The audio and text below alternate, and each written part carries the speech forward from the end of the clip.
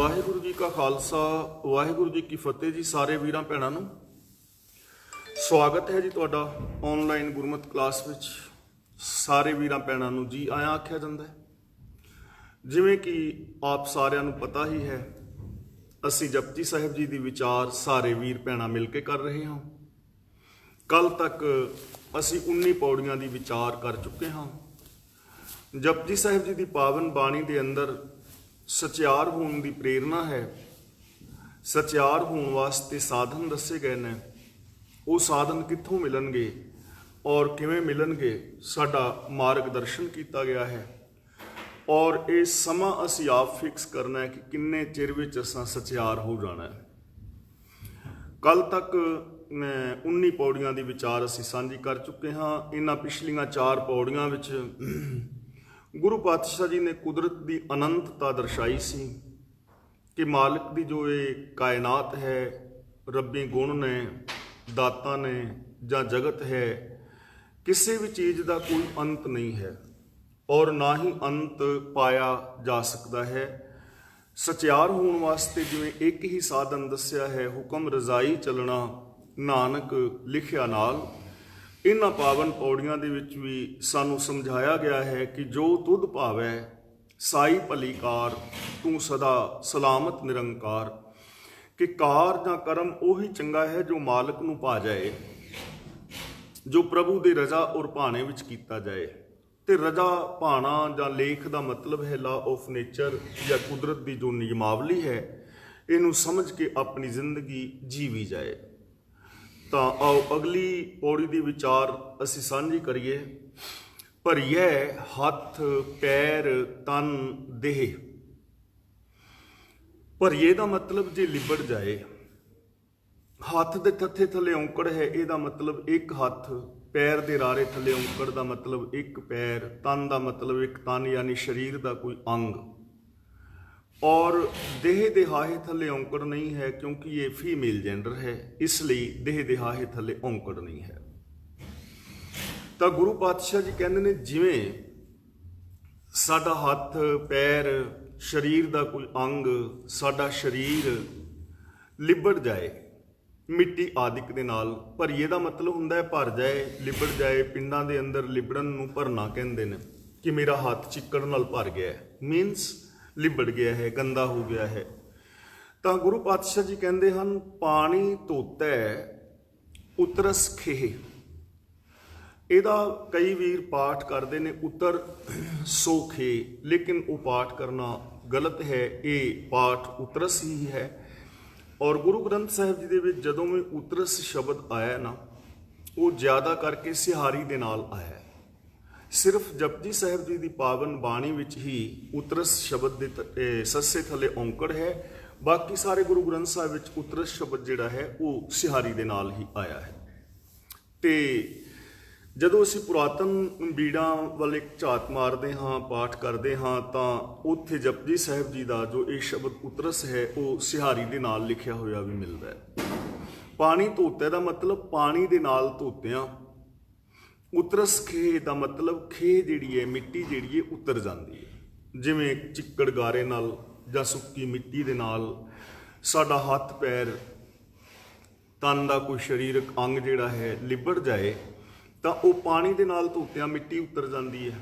सानू मिसाल दे के समझा रहे हैं क्योंकि ये साडी रोज़मर्रा की जिंदगी दे विच चीज़ां वरतन वालियां ने।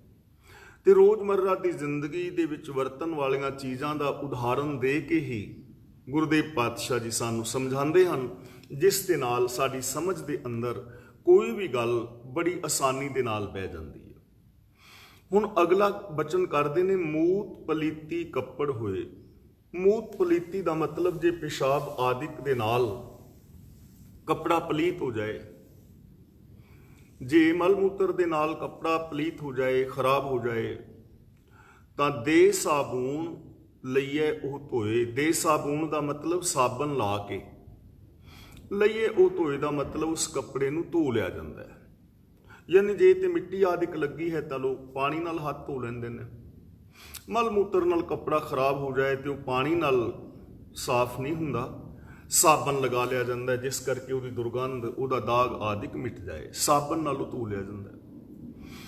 पर गुरु साहब जी कहते ने भरीए मत पापां कै संग। हुण इत्थे पापा नहीं पढ़ना, शब्द है पाप।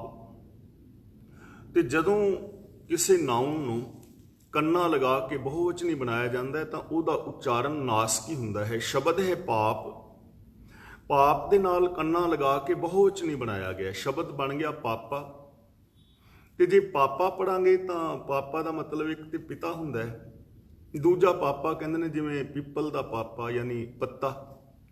पर इत्थे शब्द है पाप, पाप नूं बहुवचनी बनाया है, इसलिए उच्चारण करांगे पापां बिंदी लगा के। भरीए मत पापां कै संग। पर जे मत जिहड़ी ये पापां दे नाल भरी जाए, लिपट जाए, गंदी हो जाए तो उन्होंने ना तो पानी नाल धोता जा सकता है, ना उन्होंने किसी साबन नाल धोता जा सकता है। ये असीं जपजी साहिब जी के शुरू विच पढ़ आए हाँ। सोचै सोच ना हो वई जे सोची लख वार, कि लखां वार भी जे मैं इस तन नूं धोवां, तीर्थां विच इशनान करां, इस तन की साफ सफाई रखां, तां भी जो मेरा मन है, जो मत है, वो तीर्थां ते नहाण दे नाल साफ नहीं हुंदी। ये चीज़ समझण वाली है। सचियार होने वास्ते साडी मत साफ चाहिदी है, साडी सोच साफ चाहिदी है, साडे कोल विशाल जो सार्थक ज्ञान है वो चाहिए है, यथार्थ ज्ञान चाहिए। ਉਹਦੇ ਨਾਲ ਸਾਨੂੰ समझ आएगी ਕਿਹੜੀ चीज़ गलत है, ਕਿਹੜੀ चीज़ गलत है, ਕਿਹੜੀ ठीक है, पुण्य की है, पाप की है, धर्म की है, अधर्म की है, हानि की है, लाभ की है, अपना की है, बगाना की है, आत्म की है, अनात्म की है, जीवन की है, मौत की है, खुशी की है, गमी की है। इन्हां चीज़ों की पहचान साडे कोल जदों यथार्थ ज्ञान होएगा तां ही कर पावांगे।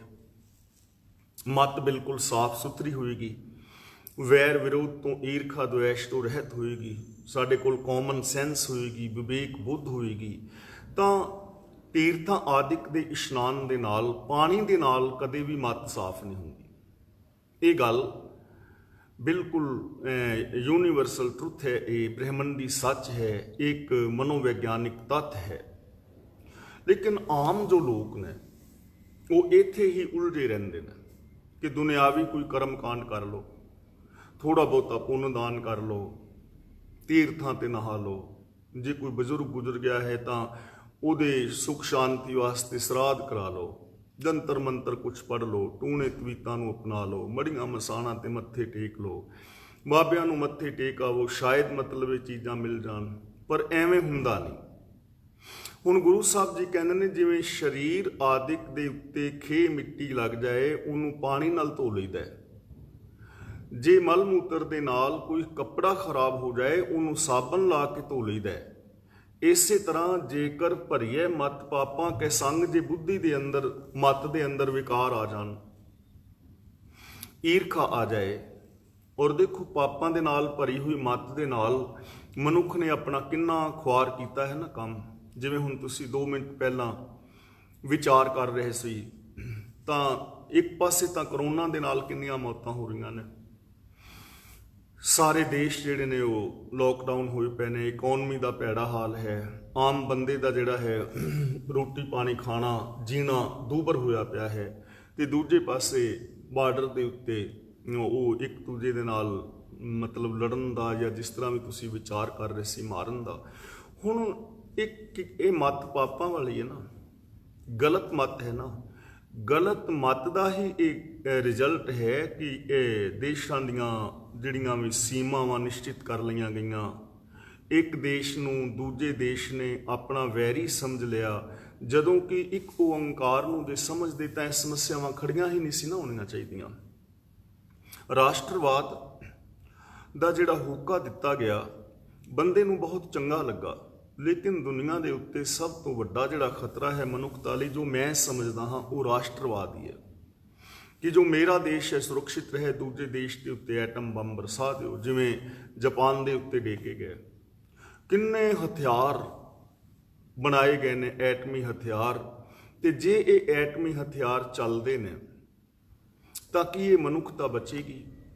इंज प्रतीत हुंदा है कि जिवें ये मनुखता बारूद के बहुत वड्डे ढेर ते बैठी होवे, ਜਦੋਂ ਕਦੇ ਕੋਈ ਮੂਰਖ ਮਨੁੱਖ ਇਸ ਬਾਰੂਦ ਦੇ ਢੇਰ ਨੂੰ ਨਿੱਕੀ ਜੀ ਅੱਗ ਦੀ ਚੰਗਿਆਰੀ ਲਗਾਏਗਾ, ਇਹ ਬਾਰੂਦ ਦਾ ਢੇਰ ਫਟੇਗਾ ਤੇ ਰੱਬ ਦੀ ਵਸਤੀ ਇਹ ਕੁਦਰਤ ਫਿਨਾ ਫਿੱਲਾ ਹੋ ਜਾਏਗੀ। ਜੇ ਐਟਮੀ ਹਥਿਆਰ ਚੱਲਦੇ ਨੇ ਤੇ ਉਹ ਧੂਣੀ ਲਾਉਣ ਵਾਸਤੇ ਤਾਂ ਰੱਖੇ ਨਹੀਂ। ਜੇ ਐਸੇ ਹਾਲਾਤ ਪੈਦਾ ਹੋ ਜਾਂਦੇ ਨੇ ਤਾਂ ਫਿਰ ਇਸ ਦੁਨੀਆ ਦਾ ਕੀ ਹਾਲ ਬਣੇਗਾ? ਤਾਂ ਭੈੜੀ ਮਾਤੀ ਹੈ ਨਾ। ਜੇਕਰ ਇਹਨਾਂ ਦੇਸ਼ਾਂ ਦੀਆਂ ਸੀਮਾਵਾਂ ਖਤਮ ਕਰਕੇ ਪੂਰੀ ਦੁਨੀਆ ਨੂੰ ਇੱਕ ਕਰ ਦਿੱਤਾ ਜਾਏ, ਰਾਜਧਾਨੀ ਇੱਕ ਹੋ ਜਾਏ, ਇਹਨਾਂ ਦੇਸ਼ਾਂ ਨੂੰ ਸਟੇਟਾਂ ਦਾ ਦਰਜਾ ਦੇ ਦਿੱਤਾ ਜਾਏ, ਤਾਂ ਜੋ ਵੀ 40, 50, 60% ਜਿੰਨਾ ਵੀ ਧਨ ਮਨੁੱਖਤਾ ਦੇ ਵਿਨਾਸ਼ ਲਈ ਖਰਚ ਹੁੰਦਾ ਹੈ, ਉਹ ਮਨੁੱਖਤਾ ਦੇ ਉਥਾਨ ਵਾਸਤੇ ਖਰਚ ਹੋ ਸਕਦਾ ਹੈ। ਦੂਜੀ ਗੱਲ ਹੈ, ਸਮਾਜ ਦੇ ਅੰਦਰ ਦੇਖੋ ਮਾੜੀ ਮੱਤ ਦੀ ਨਿਸ਼ਾਨੀ, ਮਾੜੀ ਮੱਤ ਦਾ ਰਿਜ਼ਲਟ ਕੀ ਰਿਹਾ ਕਿ ਸਮਾਜ ਦੇ ਅੰਦਰ ਜਾਤੀਵਾਦ, ਬ੍ਰਾਹਮਣ, ਸ਼ੂਦਰ, ਖੱਤਰੀ, ਵੈਸ਼ ਆਦਿਕ ਵਰਨਾਂ ਦੇ ਅੰਦਰ ਵੰਡਿਆ। ਅੱਗੋਂ ਜਾਤਾਂ ਪਾਤਾਂ ਦੇ ਝੇੜੇ ਝਗੜੇ ਅੱਜ ਵੀ ਨੇ। ਜਦੋਂ ਇਤਿਹਾਸ ਪੜ੍ਹਦੇ ਹਾਂ ਤਾਂ ਕਿੰਨਾ ਕਰੂਰ ਵਿਵਹਾਰ, ਪਸ਼ੂਆਂ ਵਾਲਾ ਵਿਵਹਾਰ ਮਨੁੱਖਤਾ ਦੇ ਇੱਕ ਬਹੁਤ ਵੱਡੇ ਹਿੱਸੇ ਦੇ ਨਾਲ ਕੀਤਾ ਜਾਂਦਾ ਰਿਹਾ। ਜਦੋਂ ਅਸੀਂ ਇਸਤਰੀ ਦੀ ਦਸ਼ਾ ਬਾਰੇ ਪੜ੍ਹਦੇ ਹਾਂ ਤਾਂ ਕਿੰਨਾ ਕਰੂਰ ਵਿਵਹਾਰ ਜਾਂ ਦੁਰਵਿਵਹਾਰ ਔਰਤ ਦੇ ਨਾਲ ਹੁੰਦਾ ਰਿਹਾ। ਇੰਨਾ ਫਰਕ ਸਮਝਿਆ ਗਿਆ ਨਾ, ਅਸੀਂ ਇਹਨਾਂ ਚੀਜ਼ਾਂ ਨੂੰ ਸਮਝ ਸਕਦੇ ਹਾਂ। ਤਾਂ ਇਹ ਸਾਰਾ ਕੀ ਸੀ? ਖੋਟੀ ਮਾਤੀ ਨੇ, ਪਾਪ ਹੀ ਨੇ, ਹੋਰ ਕੀ ਹੈ। ਜੇ ਅਸੀਂ ਆਰਥਿਕ ਦੁਨੀਆ ਵੱਲ ਵੇਖਦੇ ਹਾਂ ਤਾਂ ਕਿਵੇਂ 2 ਨੰਬਰ ਦੇ ਧੰਦੇ ਔਰ ਕਿਵੇਂ ਕਾਲਾ ਬਾਜ਼ਾਰੀ, ਚੋਰ ਬਾਜ਼ਾਰੀ ਔਰ ਕਿਸ ਢੰਗ ਦੇ ਨਾਲ ਡੁਪਲੀਕੇਟ ਦਵਾਈਆਂ ਜਾਂ ਕੁਛ ਜੋ ਕੁਛ ਵੀ ਹੁੰਦਾ ਹੈ ਤੁਹਾਡੇ ਸਾਹਮਣੇ ਹੈ। ਜਿਵੇਂ ਆ ਖਬਰਾਂ ਦੇ ਵਿੱਚ ਆਮ ਛਪਦਾ ਹੈ ਕਿ ਅਸੀਂ ਗਏ ਸੀ ਕਰੋਨਾ ਟੈਸਟ ਕਰਾਉਣ ਵਾਸਤੇ ਤੇ ਸਾਡਾ ਪੋਜ਼ਿਟਿਵ ਆ ਗਿਆ ਤੇ ਦੂਜੇ ਦਿਨ ਕਰਾਇਆ ਤੇ ਉਹ ਨੈਗੇਟਿਵ ਆ ਗਿਆ। ਕੇਵਲ ਪੈਸਾ ਲੈਣ ਵਾਸਤੇ ਜੇ ਕੋਈ ਲੈਬ ਵਾਲਾ ਐਵੇਂ ਕਰਦਾ ਹੈ ਤਾਂ ਕਿੱਡਾ ਵੱਡਾ ਨੁਕਸਾਨ ਹੈ। ਇਹਨੇ ਇਸੇ ਨੂੰ ਖੋਟੀ ਮੱਤ ਕਹਿੰਦੇ ਨੇ। ਖੋਟੀ ਮੱਤ ਦੀਆਂ ਇਹ ਨਿਸ਼ਾਨੀਆਂ ਨੇ। ਖੋਟੀ ਮੱਤ ਰਾਹੀਂ ਵਾਪਰ ਰਹੇ ਇਹ ਸਾਰੇ ਦੇ ਸਾਰੇ ਵੱਡੇ ਵੱਡੇ ਦੁਖਾਂਤ ਨੇ। ਇਸ ਤੋਂ ਇਲਾਵਾ ਅਸੀਂ ਦੇਖਦੇ ਹਾਂ ਧਰਮ ਦੀ ਦੁਨੀਆ ਵਿੱਚ ਵੇਖ ਲਓ, ਇੱਥੇ ਤਾਂ ਖੋਟੀ ਮੱਤ ਵਾਲੇ ਨਹੀਂ ਸੀ ਚਾਹੀਦੇ, ਕਿਉਂਕਿ ਧਰਮ ਨੇ ਤਾਂ ਸਾਡੀ ਮੱਤ ਨੂੰ ਸਾਫ਼ ਸੁਥਰਾ ਕਰਨਾ ਸੀ। ਕੋਈ ਵੀ ਧਰਮ ਕਤਲ ਕਰਨੇ ਤੇ ਨਹੀਂ ਸਿਖਾਉਂਦਾ, ਕੋਈ ਵੀ ਧਰਮ ਝੂਠ ਬੋਲਣੇ ਤਾਂ ਨਹੀਂ ਸਿਖਾਉਂਦਾ। ਧਰਮ ਤਾਂ ਸਾਨੂੰ ਜੀਵਨ ਦੀ ਜਾਂਚ ਦਿੰਦਾ ਸੀ। ਪਰ ਧਰਮ ਦੀ ਦੁਨੀਆ ਵਿੱਚ ਵੀ ਤੁਹਾਨੂੰ ਖੋਟੀ ਮੱਤ ਵਾਲੇ ਲੋਕ ਮਿਲਣਗੇ। ਖੋਟੀ ਮੱਤ ਹੀ ਹੈ ਨਾ। ਭੂਤ ਪ੍ਰੇਤਾਂ ਦੇ ਵਹਿਮ ਜੋ ਪਾਏ ਨੇ, ਭੂਤ ਪ੍ਰੇਤ ਹੈ ਨਹੀਂ, ਬਿਲਕੁਲ ਨਹੀਂ ਹੈਗੇ, ਲੇਕਿਨ ਲੋਕਾਂ ਨੂੰ ਮਨਾਇਆ ਜਾ ਰਿਹਾ ਹੈ। ਲੋਕ ਚੌਂਕੀਆਂ ਦੇ ਰਹੇ ਨੇ। ਵਡਭਾਗ ਸਿੰਘ ਦਾ ਡੇਰਾ ਦੇਖੋ, ਉੱਥੇ ਹਜ਼ਾਰਾਂ ਦੀ ਗਿਣਤੀ ਵਿੱਚ ਲੋਕ ਜਾ ਰਹੇ ਨੇ। ਔਰ ਉੱਥੇ ਜੋ ਮਾਨਸਿਕ ਰੋਗੀ ਨੇ, ਜਿਵੇਂ ਆ ਹਿਸਟੀਰੀਆ ਵਗੈਰਾ ਹੈ, ਤਾਂ ਹਿਸਟੀਰੀਏ ਦੇ ਮਰੀਜ਼ਾਂ ਦੇ ਅੰਦਰ ਐਸੀ ਭਾਵਨਾ ਆ ਜਾਂਦੀ ਹੈ ਕਿ ਮੇਰੇ ਅੰਦਰ ਕੋਈ ਆਤਮਾ ਪ੍ਰਵੇਸ਼ ਕਰ ਗਈ ਹੈ, ਜਾਂ ਘਰੇਲੂ ਕਈ ਸਮੱਸਿਆਵਾਂ ਹੁੰਦੀਆਂ ਨੇ, ਉਹਨਾਂ ਦੇ ਕਾਰਨ ਉਹ ਰੋਗੀ ਲੋਕ ਉੱਥੇ ਜਾ ਰਹੇ ਨੇ ਤੇ ਉਹਨਾਂ ਨੂੰ ਕਿਹਾ ਜਾਂਦਾ ਤੁਹਾਡੇ ਅੰਦਰ ਭੂਤ ਨੇ ਔਰ ਇੱਥੇ ਆਇਆ ਭੂਤ ਨਿਕਲ ਜਾਣਗੇ। ਕਿੱਡਾ ਵੱਡਾ ਕਾਲਾ ਬਾਜ਼ਾਰੀ ਹੈ ਨਾ ਧਰਮ ਦੇ ਨਾਮ ਦੇ ਉੱਤੇ। ਆ ਜਿੰਨੇ ਵੀ ਹੱਥ ਵੇਖਣ ਵਾਲੇ ਜੋਤਸ਼ੀ ਜਾਂ ਕਿਸਮਤ ਦੱਸਣ ਵਾਲੇ ਬਾਬੇ, ਇਹ ਚੋਰ ਬਾਜ਼ਾਰੀ ਤਾਂ ਹੈ, ਹੋਰ ਕੀ ਹੈ। ਧਰਮ ਦੇ ਨਾਮ ਦੇ ਉੱਤੇ ਕਿੰਨਾ ਇਮੋਸ਼ਨਲ ਬਲੈਕਮੇਲਿੰਗ ਕੀਤੀ ਜਾਂਦੀ ਹੈ ਜੋ ਪੁਜਾਰੀ ਵਰਗ ਹੈ, ਜਿਸ ਦੇ ਵਿੱਚ ਮੈਂ ਖੁਦ ਵੀ ਸ਼ਾਮਲ ਹਾਂ। ਯਾਨੀ ਜੇਕਰ ਅਸੀਂ ਸੱਚ ਨਹੀਂ ਦੱਸਦੇ ਤਾਂ ਕਿਹੜਾ ਵੱਡਾ ਇਹਦੇ ਪਿੱਛੇ ਚੱਲ ਰਿਹਾ ਨਾ ਭੈੜੀ ਮੱਤ। ਨਰਕ ਸਵਰਗ, ਮਰਨ ਤੋਂ ਬਾਅਦ ਜੀ ਨਰਕ ਨੇ ਸਵਰਗ ਨੇ। ਗੁਰਬਾਣੀ ਨਹੀਂ ਮੰਨਦੀ ਇਹਨਾਂ ਚੀਜ਼ਾਂ ਨੂੰ, ਲੇਕਿਨ ਇਹ ਖੋਟੀ ਮੱਤ ਦੀ ਹੀ ਨਿਸ਼ਾਨੀ ਹੈ ਕਿ ਕਿਸੇ ਨੂੰ ਨਰਕ ਔਰ ਸਵਰਗਾਂ ਦੇ ਚੱਕਰਾਂ ਵਿੱਚ ਪਾ ਕੇ ਤੇ ਆਰਥਿਕ ਔਰ ਮਾਨਸਿਕ ਸ਼ੋਸ਼ਣ ਕਰਨਾ ਕਿ ਤੁਹਾਡੇ ਬਾਪੂ ਨੂੰ ਕੱਪੜੇ ਮਿਲਣਗੇ ਤੇ ਪਾਣੇ ਆਪ, ਫਰੂਟ ਆਪ ਖਾਣਗੇ ਪੁਜਾਰੀ ਤੇ ਮਿਲਣਗੇ ਤੁਹਾਡੀ ਬੇਬੇ ਨੂੰ। ਬੇਬੇ ਵਿਚਾਰੀ ਨੂੰ ਤੇ ਘਰਦਿਆਂ ਨੇ ਇੱਥੇ ਨਹੀਂ ਦਿੱਤੇ ਤੇ ਉੱਥੇ ਅੱਗੇ ਕਿੱਥੇ ਦੇਣੇ ਸੀ। ਕਹਿਣ ਤੋਂ ਭਾਵ ਕਿ ਇਹ ਕਾਲਾ ਬਾਜ਼ਾਰੀ, ਚੋਰ ਬਾਜ਼ਾਰੀ, ਖੋਟੀ ਮਾਤੀ ਤੇ ਹੈ। ਰਾਜਨੀਤੀ ਦੀ ਦੁਨੀਆ ਦੀ ਮੈਂ ਗੱਲ ਕਰ ਹੀ ਚੁੱਕਾ।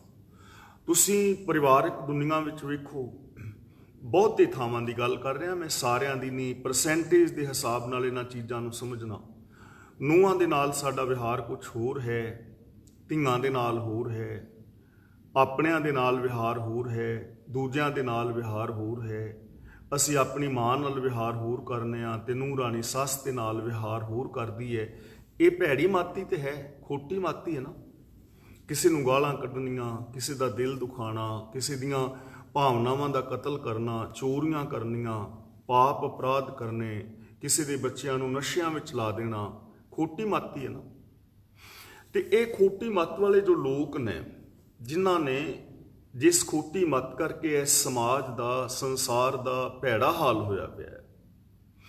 ਹੁਣ ਇਹ ਸਾਰੇ ਲੋਕ ਧਾਰਮਿਕ ਕਰਮ ਕਰ ਰਹੇ ਨੇ, ਪਾਠ ਪੂਜਾ ਦੇਖ ਲਓ, ਗੁਰਦੁਆਰੇ ਸਾਹਿਬਾਨ, ਮੰਦਰਾਂ ਮਸੀਤਾਂ ਦੇ ਵਿੱਚ ਥਾਂ ਨਹੀਂ ਬਹਿਣ ਲਈ। ਆ ਲੋਕਡਾਊਨ ਕਰਕੇ ਥੋੜਾ ਪ੍ਰੋਬਲਮ ਆਈ ਹੈ, ਨਹੀਂ ਤਾਂ ਥਾਂ ਨਹੀਂ, ਤੀਰਥਾਂ ਤੇ ਥਾਂ ਨਹੀਂ ਹੈ। ਟੈਲੀਵਿਜ਼ਨ ਤੇ, YouTube ਤੇ, Facebook ਤੇ ਲੈਕਚਰ ਹੋ ਰਹੇ ਨੇ ਧਾਰਮਿਕ, ਲੇਕਿਨ ਧਾਰਮਿਕਤਾ ਕਿਤੇ ਹੈ ਨਹੀਂ, ਕਿਉਂਕਿ ਗੱਲਾਂ ਦੇ ਨਾਲ ਖੋਟੀ ਮੱਤ ਨੇ ਖਤਮ ਹੋਣਾ ਨਹੀਂ। ਹੋ ਸਕਦੀ ਹੈ। ਹੁਣ ਸਵਾਲ ਪੈਦਾ ਹੁੰਦਾ ਹੈ ਕਿ ਇਸ ਖੋਟੀ ਮੱਤ ਨੂੰ ਖਤਮ ਕਿਵੇਂ ਕੀਤਾ ਜਾਏ, ਇਹਨੂੰ ਸਾਫ਼ ਕਿਵੇਂ ਕੀਤਾ ਜਾਏ। ਤਾਂ ਗੁਰੂ ਜੀ ਉਹਦੇ ਵਾਸਤੇ ਇੱਕ ਸਾਧਨ ਦੱਸ ਰਹੇ ਨੇ, ਭਰੀਏ ਮੱਤ ਪਾਪਾਂ ਕੇ ਸੰਗ। ਸਾਨੂੰ ਦੁਨਿਆਵੀ ਮਿਸਾਲਾਂ ਰਾਹੀਂ ਸਮਝਾਇਆ ਹੈ ਕਿ ਜਿਵੇਂ ਮਿੱਟੀ ਲੱਗ ਜਾਏ ਹੱਥ ਪੈਰਾਂ ਨੂੰ, ਉਹਨੂੰ ਪਾਣੀ ਨਾਲ ਅਸੀਂ ਧੋ ਲੈਂਦੇ ਹਾਂ। ਜੇ ਮਲ ਮੂਤਰ ਦੇ ਨਾਲ ਕੱਪੜਾ ਖਰਾਬ ਹੋ ਜਾਏ, ਉਹਨੂੰ ਅਸੀਂ ਸਾਬਣ ਲਾ ਕੇ ਧੋ ਲੈਂਦੇ ਹਾਂ। ਤੇ ਇਸੇ ਤਰ੍ਹਾਂ ਗੁਰੂ ਜੀ ਕਹਿੰਦੇ ਨੇ, ਪਿਆਰਿਓ, ਜੇ ਮਨ ਬੁੱਧੀ ਪਾਪਾਂ ਵਿਕਾਰਾਂ ਦੇ ਨਾਲ, ਈਰਖਾ ਦਵੇਸ਼ ਦੇ ਨਾਲ ਲਿਬੜ ਕੇ ਗੰਦੀ ਹੋ ਜਾਏ, ਮਤ ਖੋਟੀ ਹੋ ਜਾਏ, ਤਾਂ ਉਹ ਧੋਪੈ ਨਾਵੇਂ ਕੈ ਰੰਗ। ਇੱਥੇ ਨਾਮ ਦਾ ਮਤਲਬ ਹੈ ਹੁਕਮ, ਰੰਗ ਦਾ ਮਤਲਬ ਹੈ ਪ੍ਰੇਮ। ਖੋਟੀ ਜਿਹੜੀ ਮੱਤ ਹੈ, ਜੇ ਉਹਨੂੰ ਧੋਣਾ ਚਾਹੁੰਦੇ ਹੋ ਤਾਂ ਉਹ ਰੱਬੀ ਹੁਕਮ ਦੇ ਨਾਲ ਪਿਆਰ ਕਰਕੇ ਧੋਤੀ ਜਾ ਸਕਦੀ ਹੈ। ਜੇ ਤੁਹਾਡੀ ਰੱਬੀ ਹੁਕਮ ਦੇ ਨਾਲ ਪ੍ਰੀਤ ਬਣ ਜਾਏ, ਸੱਚ ਦੇ ਨਾਲ ਪਿਆਰ ਬਣ ਜਾਏ, ਜੇ ਹੁਕਮ ਰਜ਼ਾਈ ਚੱਲਣਾ ਨੂੰ ਸਮਝ ਲਿਆ ਜਾਏ, ਜੇ ਸੱਚ ਦੇ ਨਾਲ ਪ੍ਰੀਤ ਬਣ ਜਾਏ, ਤਾਂ ਇਹ ਖੋਟੀ ਮੱਤ ਧੁੱਪ ਸਕਦੀ ਹੈ। ਹੁਣ ਇਹ ਸਮਝਣ ਵਾਲੀ ਗੱਲ ਹੈ ਕਿ ਇੱਥੇ ਪ੍ਰੇਮ ਦੀ ਗੱਲ ਕਹੀ ਹੈ। ਰੰਗ ਦਾ ਮਤਲਬ ਪ੍ਰੇਮ। ਜੇ ਸੱਚ ਨਾਲ ਪਿਆਰ ਪਾਇਆ ਜਾਏ, ਜੇ ਰੱਬੀ ਗੁਣਾਂ ਦੇ ਨਾਲ ਪ੍ਰੀਤ ਪਾਈ ਜਾਏ, ਰੱਬੀ ਹੁਕਮ ਦੇ ਨਾਲ ਪ੍ਰੀਤ ਪਾਈ ਜਾਏ, ਉਹ ਗੁਣ ਜੋ ਅਸੀਂ ਇੱਕ ਓੰਕਾਰ ਤੋਂ ਲੈ ਕੇ ਗੁਰਪ੍ਰਸਾਦ ਤੱਕ ਪੜ੍ਹੇ ਨੇ, ਸਮਝੇ ਨੇ, ਵਿਚਾਰੇ ਨੇ, ਜੇ ਉਹਨਾਂ ਗੁਣਾਂ ਦੇ ਨਾਲ ਸਾਡਾ ਪਿਆਰ ਹੋ ਜਾਏ, ਜਾਂ ਅਸੀਂ ਕਹਿ ਲਈਏ ਕਿ ਜੇ ਰੱਬ ਦੇ ਨਾਲ ਪਿਆਰ ਹੋ ਜਾਏ, ਤਾਂ ਫਿਰ ਮੱਤ ਬਿਲਕੁਲ ਸਾਫ਼ ਹੋ ਜਾਏਗੀ। ਜਦੋਂ ਤੁਹਾਡੇ ਅੰਦਰ ਪ੍ਰਭੂ ਦਾ ਪ੍ਰੇਮ ਪੈਦਾ ਹੋ ਗਿਆ, ਉਸੇ ਵੇਲੇ ਹੀ ਇਹ ਮੱਤ ਦੇ ਅੰਦਰੋਂ ਵਿਕਾਰ ਪਾਪ ਨਿਕਲ ਜਾਣਗੇ। ਇਹ ਚੀਜ਼ ਸਮਝਣ ਵਾਲੀ ਹੈ। ਗੁਰੂ ਪਾਤਸ਼ਾਹ ਜੀ ਨੇ ਪਾਵਨ ਬਾਣੀ ਦੇ ਅੰਦਰ ਬਚਨ ਵੀ ਕੀਤਾ ਹੈ, ਪ੍ਰਭ ਕੈ ਸਿਮਰਨ ਮਨ ਕੀ ਮਲ ਜਾਏ, ਅੰਮ੍ਰਿਤ ਨਾਮ ਰਿਦ ਮਾਹੇ ਸਮਾਏ। ਦੇਖੋ, ਦੁਨੀਆ ਦੇ ਅੰਦਰ ਕੋਈ ਐਸਾ ਸਾਬਣ ਹਾਲੇ ਤੱਕ ਤਿਆਰ ਨਹੀਂ ਹੋਇਆ ਜਿਹੜਾ ਸਾਬਣ ਕੱਪੜੇ ਨੂੰ ਲਾਈਏ ਤੇ ਉਹਦੀ ਮੈਲ ਕੱਢ ਦੇਵੇ ਤੇ ਸਾਬਣ ਕੱਪੜੇ ਦੇ ਵਿੱਚ ਰਹਿ ਜਾਏ ਤੇ ਦੁਬਾਰਾ ਕੱਪੜੇ ਨੂੰ ਮੈਲਾ ਨਾ ਹੋਣ ਦੇਵੇ। ਇਹੋ ਜਿਹਾ ਸਾਬਣ ਹਾਲੇ ਤਿਆਰ ਨਹੀਂ ਹੋਇਆ। ਸਾਬਣ ਕੱਪੜੇ ਨੂੰ ਲਾਈਦਾ, ਸਾਬਣ ਕੱਪੜੇ ਦੇ ਵਿੱਚੋਂ ਮੈਲ ਵੀ ਕੱਢ ਦਿੰਦਾ ਤੇ ਆਪ ਵੀ ਨਿਕਲ ਜਾਂਦਾ, ਮੈਲ ਨੂੰ ਨਾਲ ਲੈ ਕੇ ਨਿਕਲ ਜਾਂਦਾ, ਸਾਬਣ ਵਿੱਚ ਨਹੀਂ ਰਹਿੰਦਾ, ਕੱਪੜਾ ਫਿਰ ਮੈਲਾ ਹੋ ਜਾਂਦਾ। ਪਰ ਪ੍ਰਭੂ ਦਾ ਨਾਮ, ਸੱਚ ਦਾ ਪਿਆਰ, ਰੱਬ ਦੇ ਗੁਣ, ਉਹ ਇੱਕ ਐਸਾ ਸਾਬਣ ਹੈ, ਜੇ ਮਨ ਨੂੰ ਲਾ ਲਈਏ ਨਾ ਇੱਕ ਵਾਰ, ਤੇ ਉਹ ਮੈਲ ਨੂੰ ਬਾਹਰ ਕੱਢ ਦਿੰਦਾ ਤੇ ਆਪ ਅੰਦਰ ਹੀ ਰਹਿ ਜਾਂਦਾ, ਫਿਰ ਮਨ ਨੂੰ ਮੈਲਾ ਨਹੀਂ ਹੋਣ ਦਿੰਦਾ। ਪ੍ਰਭ ਕੈ ਸਿਮਰਨ ਮਨ ਕੀ ਮਲ ਜਾਏ, ਅੰਮ੍ਰਿਤ ਨਾਮ ਰਿਦ ਮਾਹੇ ਸਮਾਏ। ਰਿਦ ਦਾ ਮਤਲਬ ਸੋਚ, ਮੈਂਟੈਲਿਟੀ। ਜੋ ਪ੍ਰਭੂ ਦਾ ਨਾਮ ਦਾ ਮਤਲਬ ਗੁਣ, ਉਹਦੇ ਹੁਕਮ, ਉਹਦੀ ਰਜ਼ਾ ਪਾਣਾ, ਮੈਂਟੈਲਿਟੀ ਦੇ ਅੰਦਰ ਸਮਾ ਜਾਂਦਾ ਹੈ, ਵਸ ਜਾਂਦਾ ਹੈ। ਤੇ ਜਦੋਂ ਅੰਦਰ ਨਾਮ ਵਸ ਜਾਏ, ਮੀਨਸ ਰੱਬ ਦੇ ਗੁਣ ਵਸ ਜਾਣ, ਤਾਂ ਪਾਪ ਆਟੋਮੈਟਿਕਲੀ ਦੂਰ ਹੋ ਜਾਂਦੇ ਨੇ। ਹੁਣ ਇਹ ਚੀਜ਼ ਨੂੰ ਅਸੀਂ ਥੋੜਾ ਜਿਹਾ ਸਮਝਣਾ ਹੈ, ਜਿਸ ਕਰਕੇ ਇਹਦੇ ਤੇ ਅਮਲ ਕਰਨਾ ਸੌਖਾ ਹੋ ਜਾਏ ਔਰ ਸਾਨੂੰ ਇਹ ਸਮਝ ਆ ਜਾਏ ਕਿ ਰੱਬੀ ਗੁਣਾਂ ਨਾਲ ਪਿਆਰ ਪਾਇਆ ਜਾਂ ਰੱਬ ਨਾਲ ਪਿਆਰ ਪਾਇਆ, ਸਾਡੀ ਮੱਤ ਕਿਵੇਂ ਸਾਫ਼ ਹੋ ਜਾਏਗੀ। ਤਾਂ ਇਹ ਚੀਜ਼ ਨੂੰ ਅਸੀਂ ਥੋੜਾ ਜਿਹਾ ਸਮਝਦੇ ਹਾਂ। ਮੰਨ ਲਓ ਤੁਹਾਡਾ ਕਿਸੇ ਦੇ ਨਾਲ ਪਿਆਰ ਹੈ, ਆਪਣੇ ਭੈਣ ਨਾਲ, ਭਰਾ ਨਾਲ, ਕਿਸੇ ਰਿਸ਼ਤੇਦਾਰ ਨਾਲ ਜਾਂ ਯਾਰ ਦੋਸਤ ਨਾਲ, ਕਿਸੇ ਨਾਲ ਵੀ, ਜਿਹਦੇ ਨਾਲ ਤੁਹਾਡਾ ਦਿਲੀ ਪਿਆਰ ਹੈ, ਤਾਂ ਕੀ ਤੁਸੀਂ ਉਸ ਬੰਦੇ ਦੇ ਘਰੋਂ ਚੋਰੀ ਕਰੋਗੇ? ਸਿਰ ਹਿਲਾ ਕੇ ਦੱਸ ਦੋ ਹਾਂ ਜਾਂ ਨਾ। ਨਹੀਂ ਕਰੋਗੇ, ਕਿਉਂਕਿ ਬੋਲ ਨਹੀਂ ਸਕਦੇ ਥੇ ਕਲਾਸ ਦੇ ਵਿੱਚ, ਤੇ ਐਵੇਂ ਹੋ ਸਕਦਾ ਜਾਂ ਐਵੇਂ ਹੋ ਸਕਦਾ। ਚੋਰੀ ਨਹੀਂ ਕਰੋਗੇ ਨਾ ਜਿਹਦੇ ਨਾਲ ਤੁਹਾਡਾ ਪਿਆਰ ਹੋਏਗਾ। ਜਿਹਦੇ ਨਾਲ ਤੁਹਾਡਾ ਪਿਆਰ ਹੋਏਗਾ, ਕੀ ਉਸ ਤੇ ਕਿਸੇ ਬੱਚੇ ਦਾ ਰਿਸ਼ਤਾ ਹੁੰਦਾ ਹੋਇਆ ਛਡਾਓਗੇ? ਨਹੀਂ। ਕੀ ਤੁਸੀਂ ਉਹਦੇ ਨਾਲ ਈਰਖਾ ਦਵੇਸ਼ ਕਰੋਗੇ? ਉਹਦਾ ਕੋਈ ਨੁਕਸਾਨ ਕਰੋਗੇ? ਉਹਦੇ ਨਾਲ ਵੈਰ ਪਾਓਗੇ? ਨਹੀਂ ਪਾਓਗੇ ਨਾ। ਤੇ ਜੇ ਰੱਬ ਦੇ ਨਾਲ ਸਾਡਾ ਪਿਆਰ ਹੋ ਜਾਏ ਤਾਂ ਕੀ ਤੁਸੀਂ ਰੱਬ ਦੀਆਂ ਲੱਤਾਂ ਤੋੜੋਗੇ? ਨਹੀਂ। ਰੱਬ ਨਾਲ ਈਰਖਾ ਕਰੋਗੇ? ਰੱਬ ਨੂੰ ਘਰੋਂ ਕੱਢੋਗੇ ਵੀ ਤੈਨੂੰ ਅਸੀਂ ਘਰ ਨਹੀਂ ਵੜਨ ਦੇਣਾ? ਨਹੀਂ ਨਾ। ਯਾਨੀ ਜਿਹਦੇ ਨਾਲ ਸਾਡਾ ਪਿਆਰ ਹੁੰਦਾ ਹੈ ਉਹਦੇ ਨਾਲ ਅਸੀਂ ਉਹਦਾ ਕੋਈ ਨੁਕਸਾਨ ਨਹੀਂ ਕਰਦੇ, ਉਹਦੇ ਨਾਲ ਈਰਖਾ ਦਵੇਸ਼ ਨਹੀਂ ਕਰਦੇ, ਉਹਦੀਆਂ ਲੱਤਾਂ ਬਾਹਾਂ ਨਹੀਂ ਤੋੜਦੇ, ਸਗੋਂ ਉਹਦੇ ਹੁੰਦੇ ਹੋਏ ਨੁਕਸਾਨ ਨੂੰ ਬਚਾਉਂਦੇ ਆ। ਹੁਣ ਜੇ ਸਾਡਾ ਰੱਬ ਨਾਲ ਪਿਆਰ ਹੋ ਜਾਏ ਤਾਂ ਸਾਰੇ ਔਗਣ ਨਾਲ ਦੇ ਨਾਲ ਸਾਫ਼ ਹੋ ਜਾਣਗੇ, ਕਿਉਂਕਿ ਸਾਡਾ ਰੱਬ ਨਾਲ ਪਿਆਰ ਹੈ ਨਹੀਂ। ਅਸੀਂ ਕਹਿੰਦੇ ਆ ਪਰ ਹੈ ਨਹੀਂ, ਕਿਉਂਕਿ ਅਸੀਂ ਰੱਬ ਨੂੰ ਸਮਝਿਆ ਨਹੀਂ। ਸਾਨੂੰ ਗਲਤ ਸਮਝਾਇਆ ਗਿਆ ਰੱਬ ਬਾਰੇ। ਇਹ ਸਮਝਾਇਆ ਗਿਆ ਕਿ ਰੱਬ ਉੱਤੇ ਬੈਠਾ ਹੈ ਕਿਤੇ। ਹੁਣ ਉੱਤੇ ਬੈਠਾ ਨਾ ਉਹ ਥੱਲੇ ਉਤਰੇ ਤੇ ਨਾ ਉਹ ਫਿਰ ਉਹਦੇ ਨਾਲ ਅਸੀਂ ਪਿਆਰ ਕਰੀਏ। ਪਰ ਗੁਰੂ ਨਾਨਕ ਦੇਵ ਜੀ ਸਾਨੂੰ ਕਹਿ ਰਹੇ ਨੇ, ਜਲ ਥਲ ਮਹੀਲ ਪੂਰਿਆ ਰਵਿਆ ਵਿੱਚ ਵਣਾ, ਘਟ ਘਟ ਮੈਂ ਹਰਜੂ ਬਸੈ, ਸਭ ਮੈਂ ਜੋਤ ਜੋਤ ਹੈ ਸੋਏ, ਜੋ ਦੀਸੈ ਸੋ ਤੇਰਾ ਰੂਪ, ਜੇਤੇ ਔਰਤ ਮਰਦਾਂ ਸਾਜੇ, ਇਹ ਸਭ ਰੂਪ ਤੁਮਹਾਰੇ। ਇਹ ਜਿੰਨੀਆਂ ਵੀ ਆ ਮਾਨਯੋਗ ਔਰਤਾਂ ਨੇ, ਜਿੰਨੇ ਵੀ ਆ ਮਾਨਯੋਗ ਪੁਰਸ਼ ਨੇ, हे ਪ੍ਰਭੂ ਇਹ ਤੇਰਾ ਰੂਪ ਨੇ। ਆਦਿਸਤਾ ਹੋਇਆ ਸੰਸਾਰ ਤੇਰਾ ਹੀ ਰੂਪ ਹੈ। ਤੇ ਜੇ ਉਸ ਰੱਬ ਦੇ ਨਾਲ ਸਾਡਾ ਬਣ ਜਾਏ ਪਿਆਰ, ਤੇ ਰੱਬ ਤੁਹਾਡੇ ਸਾਰਿਆਂ ਦੇ ਵਿੱਚ ਬੈਠਾ ਹੈ, ਫਿਰ ਹੁਣ ਮੈਂ ਕਿਹਦੇ ਨਾਲ ਲੜਾਂ? ਤੂੰ ਮੇਰਾ ਪਿਤਾ, ਤੂੰ ਹੈ ਮੇਰਾ ਮਾਤਾ, ਤੂੰ ਮੇਰਾ ਬੰਧਪ, ਤੂੰ ਮੇਰਾ ਭਰਾਤਾ। हे ਮਾਲਕ, ਤੂੰ ਹੀ ਮੇਰਾ ਮਾਂ-ਬਾਪ, ਭੈਣ ਭਰਾ ਹੈ। ਯਾਨੀ ਮੇਰੇ ਮਾਤਾ ਦੇ ਵਿੱਚ ਵੀ, ਪਿਤਾ ਦੇ ਵਿੱਚ ਵੀ, ਰਿਸ਼ਤੇਦਾਰਾਂ ਭੈਣਾਂ ਭਰਾਵਾਂ ਦੇ ਵਿੱਚ ਤੇ ਤੂੰ ਵਸਣਾ ਹੈ। ਤੇ ਫਿਰ ਕਿਸੇ ਦੀ ਪ੍ਰੋਪਰਟੀ ਦਵਾਓਗੇ, ਕਿਸੇ ਦਾ ਰਿਸ਼ਤਾ ਛਡਾਓਗੇ, ਕਿਸੇ ਨਾਲ ਈਰਖਾ ਕਰੋਗੇ? ਕੀ ਸੀਮਾਵਾਂ ਦੇ ਉੱਤੇ ਕੋਈ ਕਿਸੇ ਨੂੰ ਮਾਰੇਗਾ? ਨਹੀਂ ਨਾ। ਹੁਣ ਅਸੀਂ ਕਿਉਂ ਲੜ ਰਹੇ ਹਾਂ? ਕਿਉਂਕਿ ਸਾਡਾ ਪਿਆਰ ਹੀ ਨਹੀਂ ਰੱਬ ਦੇ ਨਾਲ। ਧਰਮ ਨਾਲ ਸਾਡਾ ਪਿਆਰ ਹੈ ਨਹੀਂ। ਬਾਹਰੀ ਤੌਰ ਤੇ ਅਸੀਂ ਧਰਮ ਨੂੰ ਅਪਣਾਇਆ ਹੈ, ਗੱਲਾਂ ਬਾਤਾਂ ਨਾਲ ਅਪਣਾਇਆ ਹੈ। ਲੋਕਾਂ ਨੇ ਧਾਰਮਿਕ ਜਿਹੜੇ ਨੇ ਚਿੰਨ੍ਹ ਪਾਏ ਹੋਏ ਨੇ। ਮੈਂ ਸਾਰਿਆਂ ਦੀ ਗੱਲ ਨਹੀਂ ਕਰਦਾ, ਬਹੁ ਗਿਣਤੀ ਵਿੱਚ ਇਸ ਦੁਨੀਆ ਦੇ ਅੰਦਰ ਰੱਬ ਨਾਲ ਪ੍ਰੇਮ ਨਹੀਂ ਹੈ। ਧੋਖਾ ਇੱਕ ਭਰਮ ਪਾਲਿਆ ਹੋਇਆ ਹੈ। ਅਸੀਂ ਵਿਖਾਵਾ ਕਰ ਰਹੇ ਹਾਂ, ਅਸੀਂ ਪਖੰਡ ਕਰ ਰਹੇ ਹਾਂ ਧਾਰਮਿਕ ਹੋਣ ਦਾ। ਬਹੁਤੇ ਜੋ ਲੋਕ ਨੇ ਮੱਥਾ ਟੇਕ ਆਏ, ਕੁਛ ਚੜਾਵਾ ਚੜਾਏ ਧਰਮ ਅਸਥਾਨਾਂ ਵਿੱਚ, ਜੋ ਵੀ ਕਿਸੇ ਦਾ ਧਰਮ ਅਨੁਸਾਰ ਹੈ ਉਹਨੂੰ ਧਰਮ ਸਮਝ ਲਿਆ। ਲੇਕਿਨ ਮੱਤ ਮੈਲੀ, ਮੱਤ ਦੇ ਅੰਦਰ ਪ੍ਰੇਮ ਨਹੀਂ ਹੈ। ਜੇ ਸੱਚ ਦੀ ਪ੍ਰੀਤ ਅੰਦਰ ਬਣ ਜਾਏ, ਸੱਚ ਅੰਦਰ ਟਿਕ ਜਾਏ, ਤਾਂ ਸੱਚ ਦੇ ਨਾਲ ਪਿਆਰ ਬਣਦੇ ਸਾਰ ਸਾਰੇ ਔਗਣ ਖਤਮ ਹੋ ਜਾਣਗੇ। ਕਿਉਂਕਿ ਚੋਰੀ ਕਰਨ ਲਈ ਸਾਨੂੰ ਝੂਠ ਬੋਲਣਾ ਪੈਣਾ ਹੈ, ਵਿਭਚਾਰ ਕਰਨ ਲਈ ਝੂਠ ਬੋਲਣਾ ਪੈਣਾ ਹੈ, ਪਤਨੀ ਨੂੰ ਧੋਖਾ ਦੇਣ ਲਈ ਝੂਠ ਬੋਲਣਾ ਪੈਣਾ ਹੈ, ਪਤੀ ਨੂੰ ਧੋਖਾ ਦੇਣ ਲਈ ਝੂਠ ਬੋਲਣਾ ਪੈਣਾ ਹੈ, ਭੈਣਾਂ ਭਰਾਵਾਂ ਨੂੰ ਧੋਖਾ ਦੇਣ ਲਈ ਝੂਠ ਬੋਲਣਾ ਪੈਣਾ ਹੈ, 2 ਨੰਬਰ ਦੇ ਧੰਦੇ ਕਰਨ ਵਾਸਤੇ ਝੂਠ ਬੋਲਣਾ ਪੈਣਾ ਹੈ। ਜਿੱਥੇ ਸੱਚ ਹੋਏਗਾ ਉੱਥੇ ਕੋਈ ਵਿਕਾਰ ਹੋਣਾ ਹੀ ਨਹੀਂ। ਇਸ ਲਈ ਇਹਨਾਂ ਗੁਣਾਂ ਦੇ ਨਾਲ ਪਿਆਰ ਪਾਣਾ ਹੈ, ਰੱਬ ਦੇ ਨਾਲ ਪਿਆਰ ਪਾਣਾ ਹੈ, ਰੱਬੀ ਹੁਕਮ ਦੇ ਨਾਲ ਪਿਆਰ ਪਾਣਾ ਹੈ। ਫਿਰ ਮੱਤ ਦੇ ਅੰਦਰੋਂ ਵਿਕਾਰ ਧੁੱਪ ਜਾਣਗੇ। ਇਹ ਗੱਲ ਸਮਝ ਆ ਗਈ ਜੀ ਸਾਰਿਆਂ ਨੂੰ? ਹੋ ਸਕਦਾ ਨਾ ਐਸਾ? ਕਿੰਨਾ ਸੌਖਾ ਕੰਮ ਹੈ, ਕਿੰਨਾ ਆਸਾਨ ਕੰਮ ਹੈ। ਦੇਖੋ ਨਾ ਤੇ ਹੁਣ ਇਸ ਸਮਾਜ ਨੂੰ ਬਦਲਣ ਵਾਸਤੇ ਇਸ ਪੌੜੀ ਦੇ ਅੰਦਰ ਕਿਤੇ ਵੀ ਨਹੀਂ ਕਿ ਤੁਸੀਂ ਮਾਲਾ ਫੇਰੋਗੇ ਤਾਂ ਤੁਹਾਡੀ ਮੱਤ ਧੁੱਪੇਗੀ। ਨਾ ਇੱਥੇ ਤੀਰਥਾਂ ਦਾ ਜ਼ਿਕਰ ਹੈ, ਨਾ ਇੱਥੇ ਇਹ ਵੀ ਇੰਨੇ ਪਾਠ ਕਰੋਗੇ ਜਾਂ ਕਰਾਓਗੇ ਤਾਂ ਤੁਹਾਡੀ ਮੱਤ ਧੁੱਪੇਗੀ। ਨਾ ਇੱਥੇ ਇਹ ਹੈ ਕਿ ਤੁਸੀਂ ਦਸਮ ਦੁਆਰ ਵਿੱਚ ਪ੍ਰਾਣ ਚੜਾਓਗੇ ਤਾਂ ਤੁਸੀਂ ਰੱਬ ਨੂੰ ਮਿਲੋਗੇ, ਪੁੱਠੇ ਸਿੱਧੇ ਸਾਹ ਲਓਗੇ ਤਾਂ ਰੱਬ ਨੂੰ ਮਿਲੋਗੇ, ਭੋਰਿਆਂ ਦੇ ਵਿੱਚ ਵੜੋਗੇ ਤਾਂ ਮਿਲੋਗੇ। ਹੈ ਕੋਈ ਗੱਲ ਇੱਥੇ ਨਹੀਂ ਨਾ ਹੈ। ਸਿਰਫ ਭਰੀਐ ਮਤ ਪਾਪਾਂ ਕੈ ਸੰਗ, ਉਹ ਤੋਪੈ ਨਾਵੇਂ ਕੈ ਰੰਗ। ਨਾਮ ਦਾ ਮਤਲਬ ਹੈ ਹੁਕਮ, ਨਾਮ ਦਾ ਮਤਲਬ ਸੱਚ, ਨਾਮ ਦਾ ਮਤਲਬ ਰੱਬ ਦੇ ਗੁਣ, ਤੇ ਰੰਗ ਦਾ ਮਤਲਬ ਪ੍ਰੇਮ। ਗੁਣਾਂ ਦੇ ਨਾਲ ਪਿਆਰ ਪਾ ਲਓ, ਮਤ ਧੁੱਪ ਜਾਏਗੀ। ਹੁਣ ਕਿਵੇਂ ਧੁੱਪ ਜਾਏਗੀ? ਜੇ ਸੱਚ ਨਾਲ ਪਿਆਰ ਹੈ ਤਾਂ ਝੂਠ ਅੰਦਰ ਨਹੀਂ ਰਹੇਗਾ, ਦਇਆ ਨਾਲ ਪਿਆਰ ਹੈ ਤੇ ਉੱਥੇ ਕੁਦਇਆ ਨਹੀਂ ਰਹੇਗੀ, ਜੇ ਅੰਦਰ ਪ੍ਰੇਮ ਦੀ ਭਾਵਨਾ ਹੈ ਤੇ ਉੱਥੇ ਗੁੱਸਾ ਨਹੀਂ ਰਹੇਗਾ, ਜੇ ਅੰਦਰ ਸੰਤੋਖ ਨਾਲ ਪਿਆਰ ਹੈ ਤਾਂ ਲੋਭ ਨਹੀਂ ਰਹੇਗਾ, ਨਿਮਰਤਾ ਦੇ ਨਾਲ ਪਿਆਰ ਹੈ ਤੇ ਉੱਥੋਂ ਹੰਕਾਰ ਖਤਮ ਹੋ ਜਾਏਗਾ, ਤਾਂ ਸਾਰਾ ਕੁਝ ਖਤਮ ਹੋ ਜਾਏਗਾ ਨਾ ਅੰਦਰੋਂ।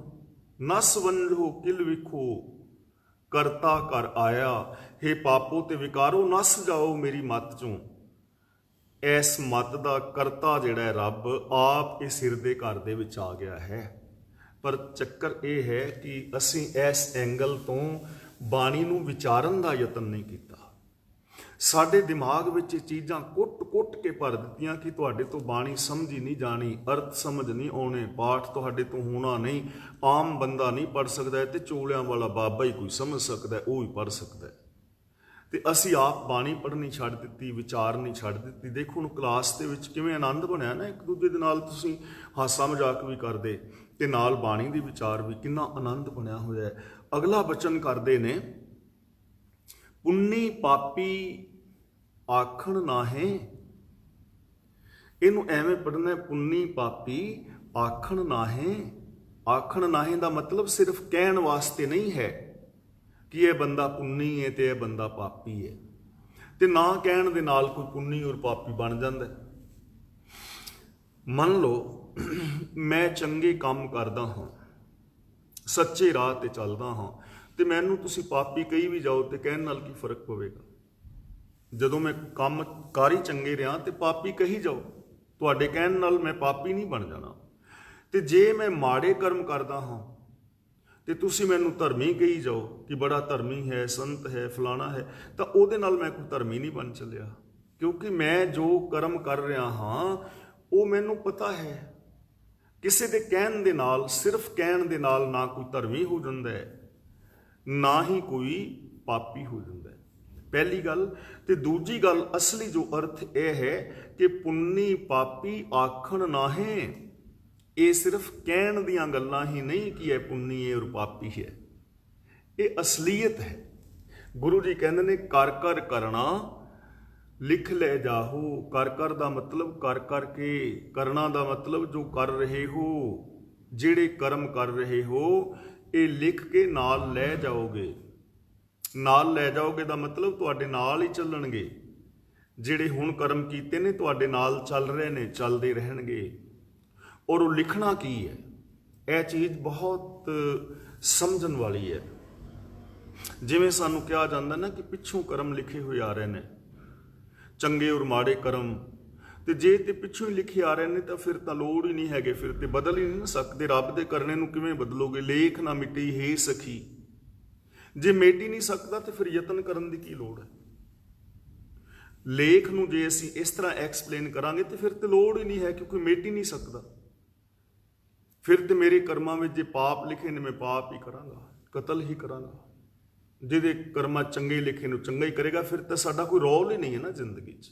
ਇਹ ਨਹੀਂ ਹੈ, ਇਹਦਾ ਮਤਲਬ ਇਹ ਨਹੀਂ ਜੋ ਅਸੀਂ ਇਸ ਤਰ੍ਹਾਂ ਕਰ ਕਰ ਕਰਨਾ ਲਿਖ ਲੈ ਜਾਓ। ਜੋ ਤੁਸੀਂ ਕਰਦੇ ਹੋ, ਜੋ ਤੁਸੀਂ ਸੋਚਦੇ ਹੋ, ਉਹ ਲਿਖਿਆ ਜਾ ਰਿਹਾ ਹੈ, ਤੇ ਲਿਖਿਆ ਪੈਨ ਔਰ ਕਾਪੀ ਨਾਲ ਨਹੀਂ ਜਾ ਰਿਹਾ।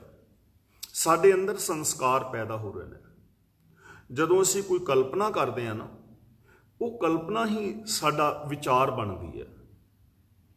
ਜਦੋਂ ਉਸ ਵਿਚਾਰ ਨੂੰ ਅਸੀਂ ਬਾਰ-ਬਾਰ ਦੁਹਰਾਉਂਦੇ ਹਾਂ ਤਾਂ ਉਹ ਸਾਡੀ ਆਦਤ ਬਣ ਜਾਂਦੀ ਹੈ। ਫਿਰ ਉਹਨਾਂ ਆਦਤਾਂ ਨੂੰ ਬਦਲਣਾ ਬੜਾ ਮੁਸ਼ਕਲ ਹੁੰਦਾ ਹੈ। ਆਦਤਾਂ ਫਿਰ ਪੱਕੀਆਂ ਹੋ ਜਾਂਦੀਆਂ ਨੇ, ਸੁਭਾਅ ਬਣ ਜਾਂਦਾ ਹੈ, ਆਦਤ ਬਣ ਜਾਂਦੀ ਹੈ, ਤੇ ਉਸੇ ਨੂੰ ਕਿਸਮਤ ਤੇ ਲਿਖ ਕੇ ਆ ਜਾਂਦਾ ਹੈ। ਉਹ ਅਸੀਂ ਆਪ ਲਿਖਿਆ। ਫਿਰ ਉਸ ਆਦਤਾਂ ਨੇ, ਸਾਡੇ ਸੁਭਾਅ ਨੇ ਸਾਡੇ ਨਾਲ ਹੀ ਚੱਲਣਾ, ਜਿੱਥੇ ਵੀ ਜਾਓਗੇ ਨਾਲ ਲੈ ਜਾਓਗੇ। ਹੁਣ ਤੁਸੀਂ ਦੇਖੋ, ਕੋਈ ਤੁਹਾਡੇ ਵਿੱਚੋਂ ਅਮਰੀਕਾ ਆ ਗਿਆ, ਕੋਈ ਇੰਗਲੈਂਡ ਆ ਗਿਆ, ਕੋਈ ਕੈਨੇਡਾ ਆ ਗਿਆ ਇੰਡੀਆ ਛੱਡ ਕੇ, ਤੇ ਕੀ ਤੁਸੀਂ ਆਪਣਾ ਸੁਭਾਅ ਉੱਥੇ ਛੱਡ ਆਏ ਹੋ? ਸੁਭਾਅ ਤੇ ਨਾਲ ਹੀ ਲੈ ਕੇ ਆਏ ਨਾ। 5-4 ਸਾਲ ਦੀ ਗੱਲ ਹੈ, ਮੈਂ ਇੰਡੀਆ ਤੋਂ ਆਇਆ ਹੀ ਸਾਂ ਹਾਲੇ, ਤੇ ਦੂਜੇ ਦਿਨ ਮੇਰੇ ਬੇਟੇ ਨੇ ਕੀਤਾ ਫੋਨ, ਕਹਿਣ ਲੱਗਾ ਡੈਡੀ ਕਿੱਥੇ ਹੋ? ਮੈਂ ਕਿਹਾ ਬੇਟੇ ਮੈਂ ਸਟੋਰ ਵਿੱਚ ਆਇਆ ਵਾਂ ਜੁੱਤੀ ਲੈਣ ਲਈ। ਕਹਿੰਦਾ ਹਾਲੇ ਕੱਲ੍ਹ ਤੇ ਨਵੀਂ ਲੈ ਕੇ ਗਏ ਹੋ। ਮੈਂ ਕਿਹਾ ਬੇਟੇ ਮੇਰੀ ਜੁੱਤੀ ਨਾ ਗੁਰਦੁਆਰਿਓਂ ਚੁੱਕੀ ਗਈ ਹੈ, ਕਿਸੇ ਨੇ ਜੁੱਤੀ ਚੁੱਕ ਲਈ। ਤੇ ਬੇਟਾ ਕਹਿੰਦਾ ਹੈ? ਮੈਂ ਕਿਹਾ ਬੇਟੇ ਮੇਰੀ ਜੁੱਤੀ ਚੁੱਕ ਲਈ ਹੈ ਕਿਸੇ ਨੇ। ਕਹਿੰਦਾ ਹੈ? ਉਹ ਮੈਂ ਕਿਹਾ ਮੈਂ ਬੇਟੇ ਹੋਸ਼ ਹਵਾਸ ਵਿੱਚ ਹਾਂ। ਕਹਿੰਦਾ ਡੈਡੀ ਕੀ ਕਹਿ ਰਹੇ ਹੋ? ਮੈਂ ਕਿਹਾ ਬੇਟੇ ਮੈਂ ਕਹਿ ਰਿਹਾ ਮੇਰੀ ਜੁੱਤੀ ਚੁੱਕੀ ਗਈ ਹੈ, ਮੈਂ ਕਮਲਾ ਨਹੀਂ ਹੋਇਆ, ਮੈਂ ਹੋਸ਼ ਹਵਾਸ ਵਿੱਚ ਹਾਂ, ਮੇਰੀ ਜੁੱਤੀ ਗੁਰਦੁਆਰਿਓਂ ਚੁੱਕੀ ਗਈ ਹੈ। ਤੇ ਮੁੰਡਾ ਮੇਰਾ ਹੱਸੀ ਜਾਏ, ਕਹਿੰਦਾ ਇੰਗਲੈਂਡ ਵੀ ਲੋਕ ਜੁੱਤੀਆਂ ਚੁੱਕਦੇ ਨੇ। ਤੇ ਮੈਂ ਕਿਹਾ ਚਾਚੇ ਤਾਏ ਤੇ ਤੇਰੇ ਹੀ ਗਏ ਨੇ ਨਾ, ਇੰਡੀਆ ਤੋਂ ਹੀ ਗਏ ਨੇ, ਉੱਥੇ ਮੱਤ ਥੋੜੀ ਛੱਡ ਹੈ, ਸੁਭਾਅ ਥੋੜੀ ਛੱਡ ਹੈ। ਤਾਂ ਜਿੱਥੇ ਬੰਦਾ ਜਾਏਗਾ ਸੁਭਾਅ ਨਾਲ ਲੈ ਕੇ ਜਾਏਗਾ ਨਾ। ਆ ਜਿੰਨੇ ਵੀ ਸੰਤ ਸਾਧ ਵਗੈਰਾ ਨੇ, ਗੁਰੂ ਜੀ ਨੇ ਇਹਨਾਂ ਵਾਸਤੇ ਬਚਨ ਕੀਤਾ ਹੈ, ਕਹਿਣ ਲੱਗੇ ਕਮਲਿਓ ਤੁਸੀਂ ਘਰ ਛੱਡ ਆਇਓ, ਜੰਗਲਾਂ ਵਿੱਚ ਆ ਗਏ, ਵਿਦੇਸ਼ਾਂ ਵਿੱਚ ਆ ਗਏ, ਤੇ ਜਿਹੜਾ ਸੁਭਾਅ ਸੀ ਉਹ ਤੇ ਨਾਲ ਲਈ ਫਿਰਦੇ ਹੋ। ਦੇਸ਼ ਛੋੜ ਪਰਦੇਸੈਂ ਧਾਇਆ, ਪੰਜ ਚੰਡਾਲ ਨਾਲੇ ਲੈ ਆਇਆ।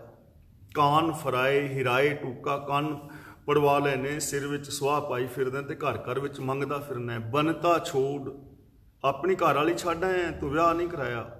ਬਦ ਨਦਰ ਪਰ ਨਾਰੀ, ਤੇ ਹੁਣ ਦੂਜਿਆਂ ਦੀਆਂ ਔਰਤਾਂ ਦੇ ਧਿਆਨ ਰੱਖੀ ਫਿਰਨਾ, ਤੇ ਛੱਡ ਕੇ ਕੀ ਆਇਆ? ਤਿਆਗ ਕਾਹਦਾ ਕੀਤਾ? ਸੁਆਹ ਦਾ, ਕੱਟੇ ਮਿੱਟੀ ਦਾ। ਯਾਨੀ ਜਿੱਥੇ ਜਾਏਗਾ ਬੰਦਾ ਸੁਭਾਅ ਨਾਲ ਲੈ ਜਾਏਗਾ ਨਾ, ਤੇ ਸੁਭਾਅ ਦਾ ਹੀ ਸਿਆਪਾ ਹੈ ਸਾਰਾ। ਇੰਡੀਆ ਸਾਡੇ ਕਈ ਸੱਜਣ ਸੀ, ਕਈ ਦੁਸ਼ਮਣ ਸੀ, ਕਈਆਂ ਨਾਲ ਸਾਡੀ ਬੜੀ ਬਣਦੀ ਸੀ, ਕਈ ਸਾਡੇ ਵਿਰੋਧੀ ਸੀ, ਹੈ ਸੀ ਨਾ ਭੈਣੋ ਵੀਰੋ ਇਸ ਤਰ੍ਹਾਂ। ਤੇ ਇੱਥੇ ਇੰਗਲੈਂਡ ਆਣ ਕੇ ਵੀ ਕਈਆਂ ਨਾਲ ਸਾਡੀ ਬੜੀ ਬਣਦੀ, ਕਈਆਂ ਨਾਲ ਸਾਡੀ ਨਹੀਂ ਬਣਦੀ। ਕਾਰਨ ਕਿਉਂਕਿ ਜੋ ਸਾਡੇ ਸੁਭਾਅ ਨਾਲ ਇੰਡੀਆ ਮਿਲਦੇ ਸਨ ਉਹਨਾਂ ਨਾਲ ਪ੍ਰੇਮ ਸੀ, ਜਿਹੜੇ ਸੁਭਾਅ ਸਾਡਾ ਨਹੀਂ ਸੀ ਮਿਲਦਾ ਵਿਰੋਧੀ ਸਨ। ਇੰਗਲੈਂਡ ਵੀ ਜਿਨ੍ਹਾਂ ਨਾਲ ਸੁਭਾਅ ਮਿਲਦਾ ਉਹ ਸਾਡੇ ਯਾਰ ਦੋਸਤ ਨੇ, ਜਿਨ੍ਹਾਂ ਨਾਲ ਸੁਭਾਅ ਨਹੀਂ ਮਿਲਦਾ ਉਹ ਦੁਸ਼ਮਣ ਬਣ ਗਏ। ਜਿੱਥੇ ਵੀ ਬੰਦਾ ਜਾਏਗਾ ਉੱਥੇ ਹੀ ਐਵੇਂ ਹੀ ਕਰੇਗਾ, ਕਿਉਂਕਿ ਸੁਭਾਅ ਨਹੀਂ ਬਦਲਿਆ, ਲੋੜ ਤੇ ਮੱਤ ਨੂੰ ਬਦਲਣ ਦੀ ਹੈ। ਤਾਂ ਗੁਰੂ ਪਾਤਸ਼ਾਹ ਜੀ ਕਹਿੰਦੇ ਨੇ ਪੁੰਨੀ ਔਰ ਪਾਪੀ ਸਿਰਫ ਕਹਿਣ ਮਾਤਰ ਨਹੀਂ ਹਨ, ਇਹ ਪੱਕੇ ਸੰਸਕਾਰ ਬਣ ਜਾਂਦੇ ਨੇ। ਜੋ ਤੁਸੀਂ ਕਹਿੰਦੇ ਹੋ, ਜੋ ਤੁਸੀਂ ਸੋਚਦੇ ਹੋ, ਉਹ ਅੰਦਰ ਲਿਖਿਆ ਜਾ ਰਿਹਾ ਹੈ, ਤੁਹਾਡੇ ਸਬਕੌਂਸ਼ੀਅਸ ਦੇ ਅੰਦਰ ਜਾਈ ਜਾ ਰਿਹਾ ਹੈ, ਤੁਹਾਡਾ ਸੁਭਾਅ ਬਣੀ ਜਾ ਰਿਹਾ ਹੈ, ਇੱਕ ਨਿਊਰੋਪਾਥ ਬਣ ਜਾਂਦਾ ਹੈ ਅੰਦਰ। ਔਰ ਬੰਦਾ ਉਸੇ ਤਰ੍ਹਾਂ ਹੀ ਫਿਰ ਕਰਮ ਕਰੀ ਜਾਂਦਾ ਹੈ, ਉਹਨਾਂ ਦਾ ਹੀ ਉਹਨੂੰ ਫਲ ਮਿਲੀ ਜਾਂਦਾ ਹੈ। ਤੇ ਗੁਰੂ ਜੀ ਹੁਣ ਸਾਨੂੰ ਸਮਝਾ ਰਹੇ ਨੇ, ਕਰ ਕਰ ਕਰਨਾ ਲਿਖ ਲੈ ਜਾਹੋ। ਜੋ ਤੁਸੀਂ ਸੋਚਦੇ ਹੋ, ਜੋ ਤੁਸੀਂ ਕਰਦੇ ਹੋ, ਜੋ ਤੁਸੀਂ ਬੋਲਦੇ ਹੋ, ਸੁਣਦੇ ਹੋ, ਜਿਨ੍ਹਾਂ ਕਰਮਾਂ ਨੂੰ ਬਾਰ-ਬਾਰ ਦੁਹਰਾਉਂਦੇ ਹੋ, ਉਹ ਤੁਹਾਡੇ ਅੰਦਰ ਸੰਸਕਾਰ ਰੂਪ ਵਿੱਚ ਲਿਖੇ ਜਾਂਦੇ ਨੇ। ਉਹ ਤੁਹਾਡਾ ਸੁਭਾਅ ਬਣ ਜਾਂਦਾ ਹੈ, ਉਹ ਤੁਹਾਡੀਆਂ ਆਦਤਾਂ ਬਣ ਜਾਂਦੀਆਂ ਨੇ, ਤੇ ਜਿੱਥੇ ਵੀ ਤੁਸੀਂ ਜਾਂਦੇ ਹੋ ਉਹ ਸੁਭਾਅ ਉੱਥੇ ਹੀ ਜਾਂਦਾ ਹੈ। ਉਹ ਗੱਲ ਸੁਣੀ ਹੈ ਨਾ, ਜਿਹੜੇ ਇੱਥੇ ਮੂਰਖ ਉਹ ਲਾਹੌਰ ਵੀ ਮੂਰਖ। ਕੋਈ ਬੰਦਾ ਸੀ ਤੇ ਉਹਦਾ ਨਾਮ ਪੈ ਗਿਆ ਕਮਲਾ, ਮੂਰਖ ਉਹਨੂੰ ਕਹਿਣ ਸਾਰੇ ਮੂਰਖ। ਤੇ ਉਹ ਬੰਦਾ ਤੰਗ ਆ ਗਿਆ, ਕਹਿਣ ਲੱਗਾ ਵੀ ਛੱਡੋ ਇੱਥੋਂ, ਇਹਨੂੰ ਛੱਡ ਕੇ ਤੇ ਚਲੇ ਜਾਂਦੇ ਆ। ਲਾਹੌਰ ਚਲਾ ਗਿਆ, ਉਹ ਦਿੱਲੀੋਂ ਲਾਹੌਰ ਚਲਾ ਗਿਆ।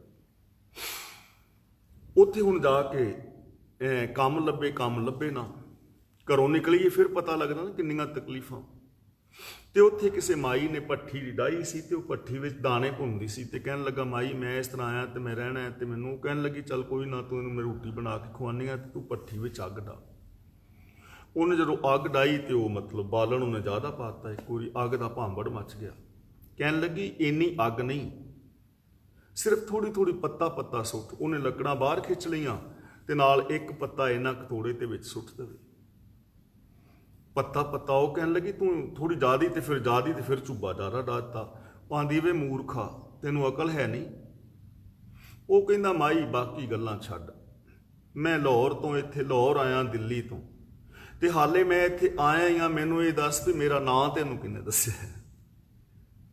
ਮੂਰਖ ਮੈਨੂੰ ਸਾਰੇ ਦਿੱਲੀ ਕਹਿੰਦੇ ਸਨ, ਇੱਥੇ ਤੈਨੂੰ ਨਾਂ। ਉਹ ਆਖਣ ਲੱਗੀ ਤੇਰਾ ਨਾਂ ਦੱਸਿਆ ਨਹੀਂ, ਤੇਰੀਆਂ ਕਰਤੂਤਾਂ ਦੱਸ ਰਹੀਆਂ।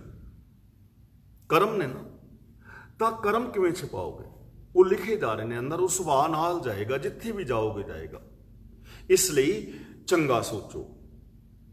ਇਸ ਲਈ ਜੇ ਮੱਤ ਦੇ ਅੰਦਰ ਵਿਕਾਰ ਨੇ ਉਹਨਾਂ ਨੂੰ ਧੋਣ ਲਈ ਨਾਮ ਦੇ ਨਾਲ, ਸੱਚ ਦੇ ਨਾਲ ਪ੍ਰੀਤ ਪਾਓ। ਆਪਣੀ ਬੋਲੀ ਬਦਲੋ, ਆਪਣੀ ਟੋਨ ਬਦਲੋ, ਆਪਣਾ ਸੋਚਣ ਦਾ ਲਹਿਜਾ ਬਦਲੋ, ਗੁਰਬਾਣੀ ਮੁਤਾਬਕ ਬਦਲੋ। ਭਾਵ ਕਿ ਅਸੀਂ ਬਦਲੀਏ ਤੇ ਬਦਲ ਸਕਦੇ ਹਾਂ। ਹੁਣ ਗੁਰੂ ਜੀ ਕਹਿੰਦੇ ਨੇ ਵੀ ਚੱਲ ਨਾਲ ਵੀ ਲੈ ਜਾਓਗੇ, ਤੇ ਅਸੀਂ ਕਹਿ ਦਾਂਗੇ ਵੀ ਚਲੋ ਕੋਈ ਗੱਲ ਨਹੀਂ, ਜੇ ਸੁਭਾਅ ਨਾਲ ਚਲਾ ਜਾਏਗਾ ਤੇ ਫਿਰ ਕੀ ਹੈ? ਗੁਰੂ ਜੀ ਕਹਿੰਦੇ ਨੇ ਆਪੇ ਬੀਜ ਆਪੇ ਹੀ ਖਾਓ। ਜਿਹੜੇ ਹੁਣ ਤੁਸੀਂ ਬੀਜ ਬੀਜੋਗੇ, ਖਾਣੇ ਵੀ ਤੁਹਾਨੂੰ ਪੈਣੇ ਨੇ। ਜੇ ਕਿੱਕਰਾਂ ਦੇ ਬੀਜ ਬੀਜੇ ਨੇ ਤਾਂ ਕਿੱਕਰਾਂ ਦੀਆਂ ਸੂਲਾਂ ਵੀ ਤੁਹਾਨੂੰ ਚੁੱਪਣੀਆਂ ਨੇ। ਮਲੇ ਬੀਜੋਗੇ ਤੇ ਮਲਿਆਂ ਦੇ ਬੇਰ ਖਾਓਗੇ, ਕੰਡੇ ਚੁਬਾਓਗੇ। ਜੇ ਕਮਾਦ ਬੀਜਿਆ ਹੈ ਤੇ ਗੰਨੇ ਹੋਣਗੇ, ਗੁੜ ਬਣੇਗੀ, ਖੰਡ ਬਣੇਗੀ। ਅੰਗੂਰਾਂ ਦੀ ਵੱਲ ਲਾਈਏ ਤੇ ਅੰਗੂਰ ਖਾਓਗੇ। ਤੇ ਜੇ ਕਿੱਕਰਾਂ ਦੇ ਬੀਜ ਲੋਗੇ ਤੇ ਫਿਰ ਕਹੋ ਕਿ ਇਹਨਾਂ ਕਿੱਕਰਾਂ ਨੂੰ ਅੰਗੂਰ ਕਿਉਂ ਨਹੀਂ ਲੱਗਦੇ, ਮੇਰੀ ਤੇ ਕਿਸਮਤ ਬੜੀ ਮਾੜੀ ਹੈ। ਕਿਸਮਤ ਮਾੜੀ ਨਹੀਂ, ਤੇਰੀ ਸੋਚ ਮਾੜੀ ਹੈ, ਤੇਰੀ ਮੱਤ ਮਾੜੀ ਹੈ। ਬਾਬਾ ਫਰੀਦ ਜੀ ਨੇ ਕਿੰਨੇ ਪਿਆਰ ਨਾਲ ਸਮਝਾਇਆ ਹੈ, ਲੋੜੈ ਦਾਖ ਬਿਜੋਰੀਆਂ ਕਿੱਕਰ ਬੀਜੈ ਜੱਟ, ਹੰਡੈ ਉੱਨ ਕਤਾਏ ਦਾ ਪੈਂਦਾ ਲੋੜੈ ਪੱਟ। ਹੁਣ ਆਪੇ ਬੀਜ ਆਪੇ ਹੀ ਖਾਓ, ਜੋ ਬੀਜੋਗੇ ਉਹ ਖਾਓਗੇ। ਜਿਵੇਂ ਫਸਲਾਂ ਜੋ ਬੀਜਦੇ ਆ ਉਹ ਖਾਂਦੇ ਆ, ਹੁਣ ਇੱਥੇ ਕਰਮਾਂ ਦੇ ਬੀਜ ਨੇ ਅੰਦਰ, ਸੰਸਕਾਰਾਂ ਦੇ ਬੀਜ ਨੇ ਅੰਦਰ। ਜੈਸੀ ਤੁਹਾਡੀ ਮੈਂਟੈਲਿਟੀ ਬਣ ਜਾਏਗੀ ਵੈਸਾ ਹੀ ਅੱਗੇ ਤੁਸੀਂ ਖਾਓਗੇ, ਉਹਦਾ ਹੀ ਫਲ ਤੁਸੀਂ ਭੋਗੋਗੇ। ਆਪਾਂ ਰੋਜ਼ ਵਿਚਾਰ ਕਰ ਰਹੇ ਹਾਂ ਨਾ, ਕਈ ਲੋਕਾਂ ਦਾ ਸੁਭਾਅ ਬੜਾ ਚੰਗਾ ਹੁੰਦਾ ਹੈ, ਬੜਾ ਪਿਆਰ, ਜਿੱਥੇ ਵੀ ਜਾਣ ਉਹਨਾਂ ਨੂੰ ਮਾਣ ਸਤਿਕਾਰ ਮਿਲਦਾ ਹੈ, ਜਿੱਥੇ ਵੀ ਉਹ ਜਾਣ ਹਾਸੇ ਖੁਸ਼ੀਆਂ ਬਖੇਰਦੇ ਨੇ। ਤੇ ਕਈ ਲੋਕਾਂ ਦਾ ਸੁਭਾਅ ਐਸਾ ਹੁੰਦਾ ਹੈ ਕਿ ਜਿੱਥੇ ਜਾਣ ਉਹ ਹੱਸਦੇ ਵੀ ਜੇ ਹੋਣ ਤੇ ਜਾਂਦਿਆਂ ਉੱਥੇ ਰੋਣਾ ਪਾ ਦੇਣਗੇ। ਕਈ ਲੋਕ ਤੁਹਾਨੂੰ ਮਿਲਣਗੇ, ਤੁਸੀਂ ਖੁੱਲ੍ਹ ਕੇ ਹੱਸੋ, ਖੁੱਲ੍ਹ ਕੇ ਹੱਸੋ, ਤੇ ਉਹ ਤੁਹਾਨੂੰ ਕਹਿਣਗੇ ਕੀ ਯਾਰ ਹੇੜ ਕਰਕੇ ਹੱਸਣਾ ਪਿਆ, ਅਕਲ ਕਰ ਕੁਛ, ਕੀ ਬੇਅਕਲੀ ਕਰਨ। ਬੰਦਾ ਪੁੱਛੇ ਵੀ ਹੱਸਣਾ ਬੇਅਕਲੀ ਹੈ? ਜਿਨ੍ਹਾਂ ਨੂੰ ਹੱਸਣਾ ਵੀ ਬੇਅਕਲੀ ਲੱਗਦਾ ਹੋਵੇ ਉਹਨਾਂ ਨੂੰ ਕਿੰਨੇ ਕੁ ਚੰਗੇ ਬੰਦੇ ਤੁਸੀਂ ਸਮਝਦੇ ਹੋ। ਜਿਸ ਸਮਾਜ ਦੇ ਵਿੱਚ ਹੱਸਣ ਨੂੰ ਬੇਵਕੂਫੀ ਸਮਝਿਆ ਜਾਏ, ਉਸ ਸਮਾਜ ਨੂੰ ਕਿਵੇਂ ਲੋਕ ਖੁਸ਼ੀ ਔਰ ਸੁਖੀ ਰੱਖ ਸਕਦੇ ਨੇ। ਇਸ ਲਈ ਜਿੱਥੇ ਐਸੀ ਸੋਚ ਵਾਲੇ ਲੋਕ ਜਾਣਗੇ ਉੱਥੇ ਉਹ ਕਲੇਸ਼ ਪਾ ਹੀ ਦੇਣਗੇ। ਤਾਂ ਸੁਭਾਅ ਹੈ ਨਾ, ਆਪੇ ਬੀਜ ਆਪੇ ਹੀ ਖਾਓ। ਜਦੋਂ ਫਿਰ ਜਿੱਥੇ ਜਾ ਕੇ ਮਾੜਾ ਵਰਤੋਗੇ ਤੇ ਫਿਰ ਅਗਲੇ ਵਿਹਾਰ ਕੀ ਕਰਨਗੇ। ਕਈ ਵਾਰੀ ਵਿਆਹ ਸ਼ਾਦੀਆਂ 'ਚ ਜਾਈਦਾ ਨਾ, ਹੋ ਸਕਦਾ ਸਾਡੇ ਵਿੱਚੋਂ ਵੀ ਕਿਸੇ ਨਾਲ ਐਵੇਂ ਵਾਪਰਿਆ ਹੋਵੇ ਕਿ ਵਿਆਹ ਦੇ ਵਿੱਚ ਗਏ ਹੋਈਏ ਤੇ ਗੜਬੜ ਹੋਈ ਹੋਈ ਤੇ ਘਰਦਿਆਂ ਨੇ ਸਾਨੂੰ ਕਿਹਾ ਹੋਵੇ ਵੀ ਇੰਜ ਕਰ ਵੀ ਭਰਾਵਾ ਤੂੰ ਚਲਾ ਜਾ ਵਿਆਹ ਦੇ ਵਿੱਚੋਂ, ਤੂੰ ਆਪਣਾ ਸਮਾਨ ਚੁੱਕ ਤੇ ਜਾ ਕਰੋ, ਕੱਢ ਦਿੰਦੇ ਨੇ ਨਾ। ਤੇ ਕਿਵੇਂ ਖਾਦਾ? ਅਸੀਂ ਆਪਣਾ ਬੀਜਾ ਖਾਦਾ ਨਾ। ਕਈ ਵਾਰ ਅਸੀਂ ਐਸੇ ਹੁੰਦੇ ਹਾਂ ਕਿ ਜੇ ਕਿਤੇ ਜਾਂਦੇ ਹਾਂ ਤੇ ਸਾਡੀ ਜਾਣ ਪਛਾਣ ਨਾ ਵੀ ਹੋਵੇ ਤੇ ਸਾਨੂੰ ਮਾਣ ਆਦਰ ਸਤਿਕਾਰ ਮਿਲਦਾ, ਕਿਉਂਕਿ ਗੁਣ ਚੰਗੇ ਨੇ, ਬੀਜ ਚੰਗੇ ਬੀਜੇ ਨੇ। ਤਾਂ ਕਰਮ ਹੁੰਦੇ ਨੇ ਤਿੰਨ ਤਰ੍ਹਾਂ ਦੇ। ਇਹ ਥੋੜਾ ਅਸੀਂ ਥੋੜੀ ਜਿਹੀ ਵਿਚਾਰ ਕਰ ਲੈਂਦੇ ਹਾਂ। ਕਰਮ ਤਿੰਨ ਤਰ੍ਹਾਂ ਦੇ ਹੁੰਦੇ ਨੇ। ਇੱਕ ਕਰਮ ਨੇ ਪ੍ਰਾਰਬਧ ਕਰਮ। ਪ੍ਰਾਰਬਧ ਕਰਮ ਉਹਨਾਂ ਨੂੰ ਕਹਿੰਦੇ ਨੇ ਜਿਨ੍ਹਾਂ ਦੇ ਫਲ ਦੇ ਅੰਦਰ ਸਾਨੂੰ ਸੁੱਖ ਜਾਂ ਦੁੱਖ ਮਿਲ ਰਿਹਾ ਹੈ ਜਾਂ ਮਿਲ ਚੁੱਕਾ ਹੈ। ਦੂਜਾ ਹੁੰਦਾ ਹੈ ਕਿਰਿਆਮਾਨ ਕਰਮ। ਕਿਰਿਆਮਾਨ ਕਰਮ ਕਹਿੰਦੇ ਨੇ ਜੋ ਕਰਮ ਅਸੀਂ ਕਰ ਰਹੇ ਹਾਂ। ਤੀਜੇ ਕਰਮ ਹੁੰਦੇ ਨੇ ਸੰਚਿਤ ਕਰਮ, ਜੋ ਅਸੀਂ ਇਕੱਠੇ ਕੀਤੇ ਹੋਏ ਨੇ। ਇਹ ਤਿੰਨ ਤਰ੍ਹਾਂ ਦੇ ਕਰਮ ਵਿਦਵਾਨਾਂ ਨੇ ਮੰਨੇ ਨੇ। ਹੁਣ ਇਹਨਾਂ ਤਿੰਨ ਤਰ੍ਹਾਂ ਦੇ ਕਰਮਾਂ ਨੂੰ ਕਿਵੇਂ ਬਦਲਿਆ ਜਾ ਸਕਦਾ ਹੈ? ਪ੍ਰਾਰਬਧ ਕਰਮ ਉਹਨੂੰ ਕਹਿੰਦੇ ਨੇ ਜਿਹਦੇ ਫਲ ਵਜੋਂ ਸਾਨੂੰ ਸੁੱਖ ਜਾਂ ਦੁੱਖ ਮਿਲਿਆ ਹੈ। ਉਹਨਾਂ ਕਰਮਾਂ ਨੇ ਆਪਣਾ ਕੰਮ ਕਰ ਦਿੱਤਾ ਹੈ, ਉਹਨਾਂ ਨੂੰ ਬਦਲਿਆ ਨਹੀਂ ਜਾ ਸਕਦਾ, ਉਹਨਾਂ ਨੂੰ ਨਹੀਂ ਬਦਲਿਆ ਜਾ ਸਕਦਾ। ਜਿਵੇਂ ਇੱਕ ਬੰਦੇ ਨੇ ਪਿਸਟਲ ਵਿੱਚ ਗੋਲੀ ਪਾਈ ਤੇ ਉਸਨੇ ਗੋਲੀ ਚਲਾ ਦਿੱਤੀ, ਗੋਲੀ ਦੇ ਨਾਲ ਅੱਗੇ ਬੰਦਾ ਮਰ ਗਿਆ, ਤਾਂ ਇਹਨੂੰ ਕਵਾਂਗੇ ਅਸੀਂ ਪ੍ਰਾਰਬਧ ਕਰਮ, ਕਿਉਂਕਿ ਗੋਲੀ ਚੱਲ ਚੁੱਕੀ ਹੈ, ਬੰਦਾ ਮਰ ਚੁੱਕਾ ਹੈ। ਉਸ ਬੰਦੇ ਨੂੰ ਹੁਣ ਜਿੰਦਾ ਨਹੀਂ ਕੀਤਾ ਜਾ ਸਕਦਾ, ਉਹਦਾ ਫਲ ਹੁਣ ਮਿਲੇਗਾ, ਜੇਲ੍ਹ ਵਿੱਚ ਜਾਣਾ ਜਾਂ ਜੋ ਵੀ। ਕੋਈ ਬੰਦਾ ਪਾਣੀ ਵਿੱਚ ਡੁੱਬਣ ਲੱਗਾ ਸੀ, ਆਤਮ ਹੱਤਿਆ ਕਰਨ ਵਾਸਤੇ ਜਾ ਰਿਹਾ ਸੀ, ਤੇ ਅਸੀਂ ਉਸ ਬੰਦੇ ਨੂੰ ਥੋੜਾ ਸਮਝਾਇਆ ਤੇ ਉਹਨੂੰ ਵਾਪਸ ਮੋੜ ਲਿਆ ਤੇ ਉਹ ਬੰਦਾ ਬਚ ਗਿਆ, ਉਹਨੇ ਆਪਣੀ ਚੰਗੀ ਜ਼ਿੰਦਗੀ ਜੀਵੀ। ਇਹ ਚੰਗਾ ਕਰਮ ਹੈ, ਇਹਦਾ ਫਲ ਸਾਨੂੰ ਮਾਣ ਸਤਿਕਾਰ ਰੂਪ ਵਿੱਚ ਮਿਲੇਗਾ। ਇਹਨੂੰ ਕਹਿੰਦੇ ਨੇ ਪ੍ਰਾਰਬਧ ਕਰਮ। ਜਿਵੇਂ ਕਿਸੇ ਨੇ ਪੜ੍ਹਾਈ ਕੀਤੀ, ਉਹ ਡਾਕਟਰ ਬਣ ਗਿਆ, ਤਾਂ ਉਹਦਾ ਫਲ ਉਹਨੂੰ ਮਿਲ ਗਿਆ। ਹੁਣ ਉਹਨੂੰ ਉਹ ਕਿਤਾਬਾਂ ਦੁਬਾਰਾ ਪੜ੍ਹਨ ਦੀ ਲੋੜ ਨਹੀਂ ਪੈਣੀ ਵੀ ਉਹ ABCD ਦੁਬਾਰਾ ਤੋਂ ਪੜ੍ਹੇ ਨਾ, ਉਹਨੇ ਪੜ੍ਹ ਲਿਆ, ਉਹਦਾ ਉਹਨੂੰ ਫਲ ਮਿਲ ਗਿਆ। ਇਹਨੂੰ ਕਹਿੰਦੇ ਨੇ ਪ੍ਰਾਰਬਧ ਕਰਮ, ਜੋ ਸਾਡੀ ਜ਼ਿੰਦਗੀ ਵਿੱਚ ਸੁੱਖ ਔਰ ਦੁੱਖ ਮਿਲੇ ਨੇ। ਮੰਨ ਲਓ ਮੈਂ ਕਿਸੇ ਦੇ ਨਾਲ ਲੜ ਪਿਆ ਤੇ ਲੜਨ ਦੇ ਨਾਲ ਮੇਰਾ ਔਰ ਉਹਦਾ ਸੰਬੰਧ ਵਿਛੇਦ ਹੋ ਗਿਆ, ਤਾਂ ਹੁਣ ਹੋ ਗਿਆ, ਇਹਨੂੰ ਪ੍ਰਾਰਬਧ ਕਰਮ ਕਵਾਂਗੇ। ਉਹ ਲੜਾਈ ਹੁਣ ਵਾਪਸ ਸ਼ਬਦ ਨਹੀਂ ਆ ਸਕਦੇ, ਇਹਨੂੰ ਕਹਿੰਦੇ ਨੇ ਪ੍ਰਾਰਬਧ ਕਰਮ। ਦੂਜਾ ਹੈ ਕਿਰਿਆਮਾਨ ਕਰਮ। ਇਹਨਾਂ ਨੂੰ ਅਸੀਂ ਬਦਲ ਸਕਦੇ ਹਾਂ। ਕਿਰਿਆਮਾਨ ਕਰਮ ਕਹਿੰਦੇ ਨੇ ਜੋ ਅਸੀਂ ਹੁਣ ਕਰ ਰਹੇ ਹਾਂ ਵਰਤਮਾਨ ਦੇ ਅੰਦਰ, ਜੋ ਅਸੀਂ ਕਰ ਰਹੇ ਹਾਂ, ਇਹਨਾਂ ਨੂੰ ਬਦਲਿਆ ਜਾ ਸਕਦਾ ਹੈ। ਇਹਨਾਂ ਕਰਮਾਂ ਨੂੰ ਇੰਝ ਸਮਝੋ ਕਿ ਕਿਸੇ ਬੰਦੇ ਦੇ ਕੋਲ ਪਿਸਟਲ ਹੈ, ਇੱਕ ਗੋਲੀ ਉਹਨੇ ਪਿਸਟਲ ਦੇ ਅੰਦਰ ਪਾਈ ਹੈ ਤੇ ਚਲਾ ਦਿੱਤੀ ਹੈ, ਉਹਨੂੰ ਬਦਲਿਆ ਨਹੀਂ ਜਾ ਸਕਦਾ। ਦੂਜੀ ਹੈ ਗੋਲੀ ਉਹਨੇ ਪਾਈ ਹੈ ਤੇ ਚਲਾਉਣ ਵਾਸਤੇ ਤਿਆਰ ਹੈ, ਜੇ ਚਾਹੇ ਤਾਂ ਆਪਣੀ ਉਂਗਲੀ ਪਾਸੇ ਕਰ ਲਵੇ ਔਰ ਪਿਸਟਲ ਖੋਲ ਕੇ ਗੋਲੀ ਬਾਹਰ ਕੱਢ ਲਵੇ, ਨਾ ਚਲਾਵੇ। ਇਹ ਉਹਦੇ ਵੱਸ ਵਿੱਚ ਹੈ, ਹਾਲੇ ਚੱਲੇ ਨਹੀਂ ਨਾ ਗੋਲੀ। ਇਹਨੂੰ ਕਹਿੰਦੇ ਨੇ ਕਿਰਿਆਮਾਨ ਕਰਮ। ਜੋ ਅਸੀਂ ਕਰਨ ਜਾ ਰਹੇ ਹਾਂ ਜਾਂ ਕਰ ਰਹੇ ਹਾਂ, ਇਹਨਾਂ ਨੂੰ ਅਸੀਂ ਬਦਲ ਸਕਦੇ ਹਾਂ। जे ਨੂੰਹ ਸੱਸ ਦੀ ਗੜਬੜ ਹੋ ਗਈ ਹੈ ਵੀ ਇੱਕ ਦੂਜੇ ਦੀਆਂ ਲਿੰਬਾਂ ਪੁੱਟ ਬੈਠੀਆਂ ਨੇ ਤੇ ਉਹ ਪੁੱਟ ਬੈਠੀਆਂ ਨੇ, ਪਰ ਜੇ ਅੱਗੋਂ ਹੱਥ ਵਧਾਏ ਹੋਏ ਨੇ ਤੇ ਇਹਨਾਂ ਨੂੰ ਅਸੀਂ ਵਾਪਸ ਖਿੱਚ ਸਕਦੇ ਹਾਂ। ਜੇ ਇੱਕ ਭਰਾ ਦੂਜੇ ਭਰਾ ਨੂੰ ਕਤਲ ਕਰਨ ਵਾਸਤੇ ਜਾ ਰਿਹਾ ਹੈ ਤੇ ਉਹ ਵਾਪਸ ਆ ਸਕਦਾ ਹੈ। ਜੇ ਅਸੀਂ ਰਿਸ਼ਵਤ ਹੁਣ ਤੱਕ ਲੈ ਚੁੱਕੇ ਹਾਂ, ਉਹ ਲੈ ਚੁੱਕੇ ਹਾਂ। ਜਿਹੜੀ ਹੁਣ ਅਸੀਂ ਲੈਣ ਜਾ ਰਹੇ ਹਾਂ, ਜੇ ਨਾ ਲਵੀਏ ਤੇ ਅਸੀਂ ਨਾ ਲਵੀਏ, ਜ਼ੁਲਮ ਨਾ ਕਰੀਏ। ਇਹ ਕਿਰਿਆਮਾਨ ਕਰਮ ਬੰਦੇ ਦੇ ਆਪਣੇ ਹੱਥ ਵਿੱਚ ਨੇ। ਇਹ ਉਸ ਗੋਲੀ ਵਰਗੇ ਨੇ ਜੋ ਗੋਲੀ ਪਿਸਟਲ ਵਿੱਚ ਪਾਈ ਹੈ ਪਰ ਹਾਲੇ ਚਲਾਈ ਨਹੀਂ, ਉਹਨੂੰ ਅਸੀਂ ਬਦਲ ਸਕਦੇ ਹਾਂ। ਤਾਂ ਅਸੀਂ ਜੋ ਇਸ ਟਾਈਮ ਜ਼ਿੰਦਗੀ ਹੁਣ ਤੱਕ ਜੀ ਚੁੱਕੇ ਹਾਂ, ਉਹਦੇ ਬਦਲੇ ਸਾਨੂੰ ਮਾਨਸਿਕ ਪਰੇਸ਼ਾਨੀਆਂ ਸਹਾਰਨੀਆਂ ਪਈਆਂ ਜਾਂ ਦੁੱਖ ਸਹਾਰਨੇ ਪਏ, ਤਾਂ ਉਹ ਕਰਮ ਤਾਂ ਹੁਣ ਬਦਲੇ ਜਾ ਨਹੀਂ ਸਕਦੇ। ਲੇਕਿਨ ਜੋ ਹੁਣ ਅਸੀਂ ਬੋਲ ਕੇ ਆਪਣੀ ਪ੍ਰੀਤ ਵੰਗਾੜਨੀ ਹੈ ਜਾਂ ਗਲਤ ਕਰਮ ਕਰਕੇ ਹੋਰ ਪਰੇਸ਼ਾਨੀਆਂ ਨੂੰ ਬੁਲਾਵਾ ਦੇਣਾ ਹੈ, ਉਹਨਾਂ ਨੂੰ ਅਸੀਂ ਬਦਲ ਸਕਦੇ ਹਾਂ। ਸਾਡੇ ਹੱਥ ਵਿੱਚ ਨੇ। ਇਹਨੂੰ ਕਹਿੰਦੇ ਨੇ ਕਿਰਿਆਮਾਨ ਕਰਮ। ਤੀਜੇ ਨੇ ਸੰਚਿਤ ਕਰਮ। ਸੰਚਿਤ ਕਰਮ ਉਹਨਾਂ ਗੋਲੀਆਂ ਵਾਲੇ ਨੇ ਜੋ ਬੈਲਟ ਦੇ ਵਿੱਚ ਨੇ। ਇੱਕ ਗੋਲੀ ਚਲਾ ਦਿੱਤੀ, ਇੱਕ ਪਿਸਟਲ ਦੇ ਵਿੱਚ ਪਈ ਹੈ, ਲੇਕਿਨ 10 12 15 20 ਜਾਂ 100 200 ਗੋਲੀਆਂ ਬੈਲਟ ਵਿੱਚ ਪਾਈਆਂ ਨੇ, ਬੈਗ ਵਿੱਚ ਪਾਈਆਂ ਨੇ, ਉਹਨਾਂ ਨੂੰ ਅਸੀਂ ਕੱਢ ਕੇ ਚਲਾਉਣਾ ਹੈ। ਹੁਣ ਜੇ ਚਾਹੋ ਤੇ ਉਹਨਾਂ ਨੂੰ ਨਾ ਚਲਾਓ। ਸੰਚਿਤ ਕਰਮ ਬਦਲੇ ਜਾ ਸਕਦੇ ਨੇ। ਸੰਚਿਤ ਕਰਮ ਕੀ ਨੇ? ਜੋ ਸਾਡਾ ਸੁਭਾਅ ਬਣ ਚੁੱਕਾ ਹੈ, ਜੋ ਸੰਸਕਾਰ ਸਾਡੇ ਅੰਦਰ ਪੈ ਚੁੱਕੇ ਹਨ, ਜੇ ਉਹਨਾਂ ਨੂੰ ਅਸੀਂ ਬਦਲਣਾ ਚਾਹੀਏ ਤਾਂ ਬਦਲ ਸਕਦੇ ਹਾਂ। ਕਿਉਂ ਕਿ ਜਿਹੜੇ ਮੈਂ ਹੁਣ ਬੋਲ ਰਿਹਾ ਨਾ, ਚਾਹਾਂ ਤਾਂ ਇਹਨੂੰ ਬਦਲ ਸਕਦਾ ਹਾਂ। ਤੇ ਜੈਸਾ ਮੇਰਾ ਬੋਲਣ ਦਾ ਸੁਭਾਅ ਬਣ ਚੁੱਕਾ ਹੈ ਨਾ, ਜੇ ਮੈਂ ਚਾਹਾਂ ਤੇ ਉਸ ਸੁਭਾਅ ਨੂੰ ਪ੍ਰੈਕਟਿਸ ਕਰਕੇ ਬਦਲ ਸਕਦਾ ਹਾਂ। ਜਿਵੇਂ ਮੈਂ ਤੁਹਾਡੇ ਨਾਲ ਬੇਨਤੀ ਕੀਤੀ ਸੀ ਨਾ, ਡਾਕਟਰ ਸਰੂਪ ਸਿੰਘ ਜੀ ਮਰਵਾਹਾ ਨੇ ਚਿੰਤਾ ਰੋਗ ਕਾਰਨ ਔਰ ਉਪਾਅ ਦੇ ਅੰਦਰ ਬਹੁਤ ਵਧੀਆ ਐਕਸਪਲੇਨ ਕੀਤਾ ਹੈ ਕਿ ਵੱਡੀ ਤੋਂ ਵੱਡੀ ਭੈੜੀ ਤੋਂ ਭੈੜੀ ਆਦਤ ਨੂੰ ਅਸੀਂ 20 ਦਿਨ ਦੇ ਅਭਿਆਸ ਦੇ ਨਾਲ ਬਦਲ ਸਕਦੇ ਹਾਂ। ਔਰ ਉਹ ਤਾਂ ਚਿੰਤਾ ਨੂੰ ਵੀ ਇੱਕ ਆਦਤ ਕਹਿੰਦੇ ਨੇ ਕਿ ਚਿੰਤਾ ਵੀ ਇੱਕ ਆਦਤ ਹੈ ਜੋ ਸਿੱਖੀ ਜਾਂਦੀ ਹੈ, ਕਿਉਂਕਿ ਆਦਤਾਂ ਪ੍ਰੈਕਟਿਸ ਦੇ ਨਾਲ ਬਣਦੀਆਂ ਨੇ। ਅਸੀਂ ਰੋਜ਼ ਪ੍ਰੈਕਟਿਸ ਕਰਦੇ ਹਾਂ। ਜੋ ਹਾਰਮੋਨੀਅਮ ਕੋਈ ਸਿੱਖ ਰਿਹਾ ਹੈ ਤਾਂ ਰੋਜ਼ ਪ੍ਰੈਕਟਿਸ ਕਰ ਰਿਹਾ ਹੈ। ਬੱਚਾ ਜੋ ABCD ਪੜ੍ਹ ਰਿਹਾ ਹੈ ਤਾਂ ਰੋਜ਼ ਪ੍ਰੈਕਟਿਸ ਕਰ ਰਿਹਾ ਹੈ, ਉਹ ਸਿੱਖ ਰਿਹਾ ਹੈ।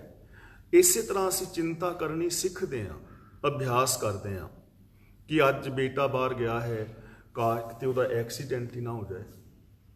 ਐਵੇਂ ਅਸੀਂ ਸਿੱਖਦੇ ਨਾ। ਫਿਰ ਦੂਜੇ ਦਿਨ ਗਿਆ ਹੈ, ਫਿਰ ਅੱਜ ਉਹਦਾ ਕਿਤੇ ਗੜਬੜ ਹੀ ਨਾ ਹੋ ਜਾਏ। ਹੌਲੇ ਹੌਲੇ ਅਸੀਂ ਇਹਦਾ ਅਭਿਆਸ ਕਰਦੇ ਹਾਂ ਤੇ ਚਿੰਤਾ ਸਾਡੀ ਪੱਕੀ ਆਦਤ ਹੀ ਬਣ ਜਾਂਦੀ ਹੈ।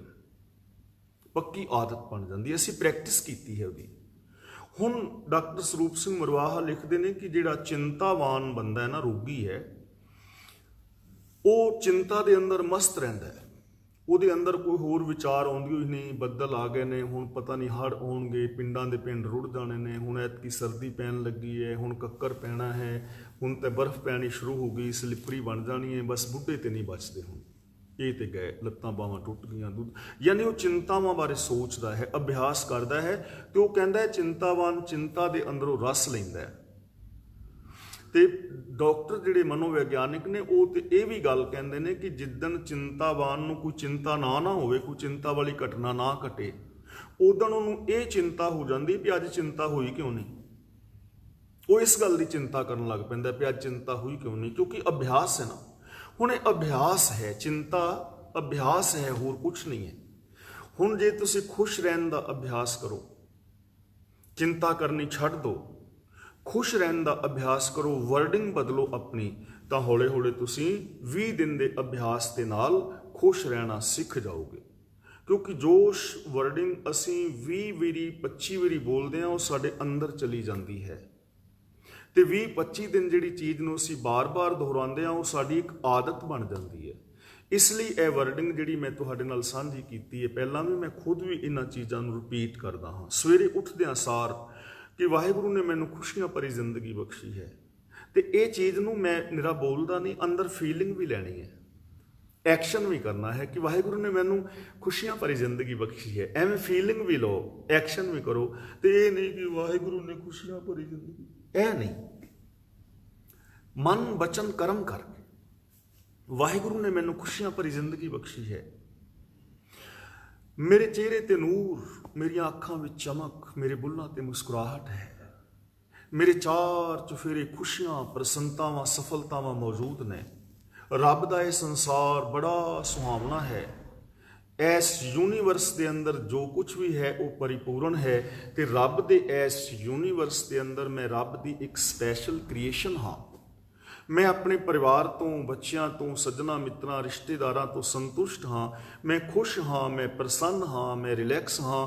ਮੇਰੇ ਅੰਦਰ ਹਰ ਕੰਮ ਕਰਨ ਦੀ ਤਾਕਤ ਹੈ। ਮੈਂ ਉਤਸ਼ਾਹ ਦੇ ਨਾਲ ਭਰਿਆ ਹੋਇਆ ਹਾਂ। ਮੈਂ ਚੜ੍ਹਦੀ ਕਲਾ ਦੇ ਅੰਦਰ ਹਾਂ। ਮੈਂ ਖੁਸ਼ ਔਰ ਪ੍ਰਸੰਨ ਹਾਂ।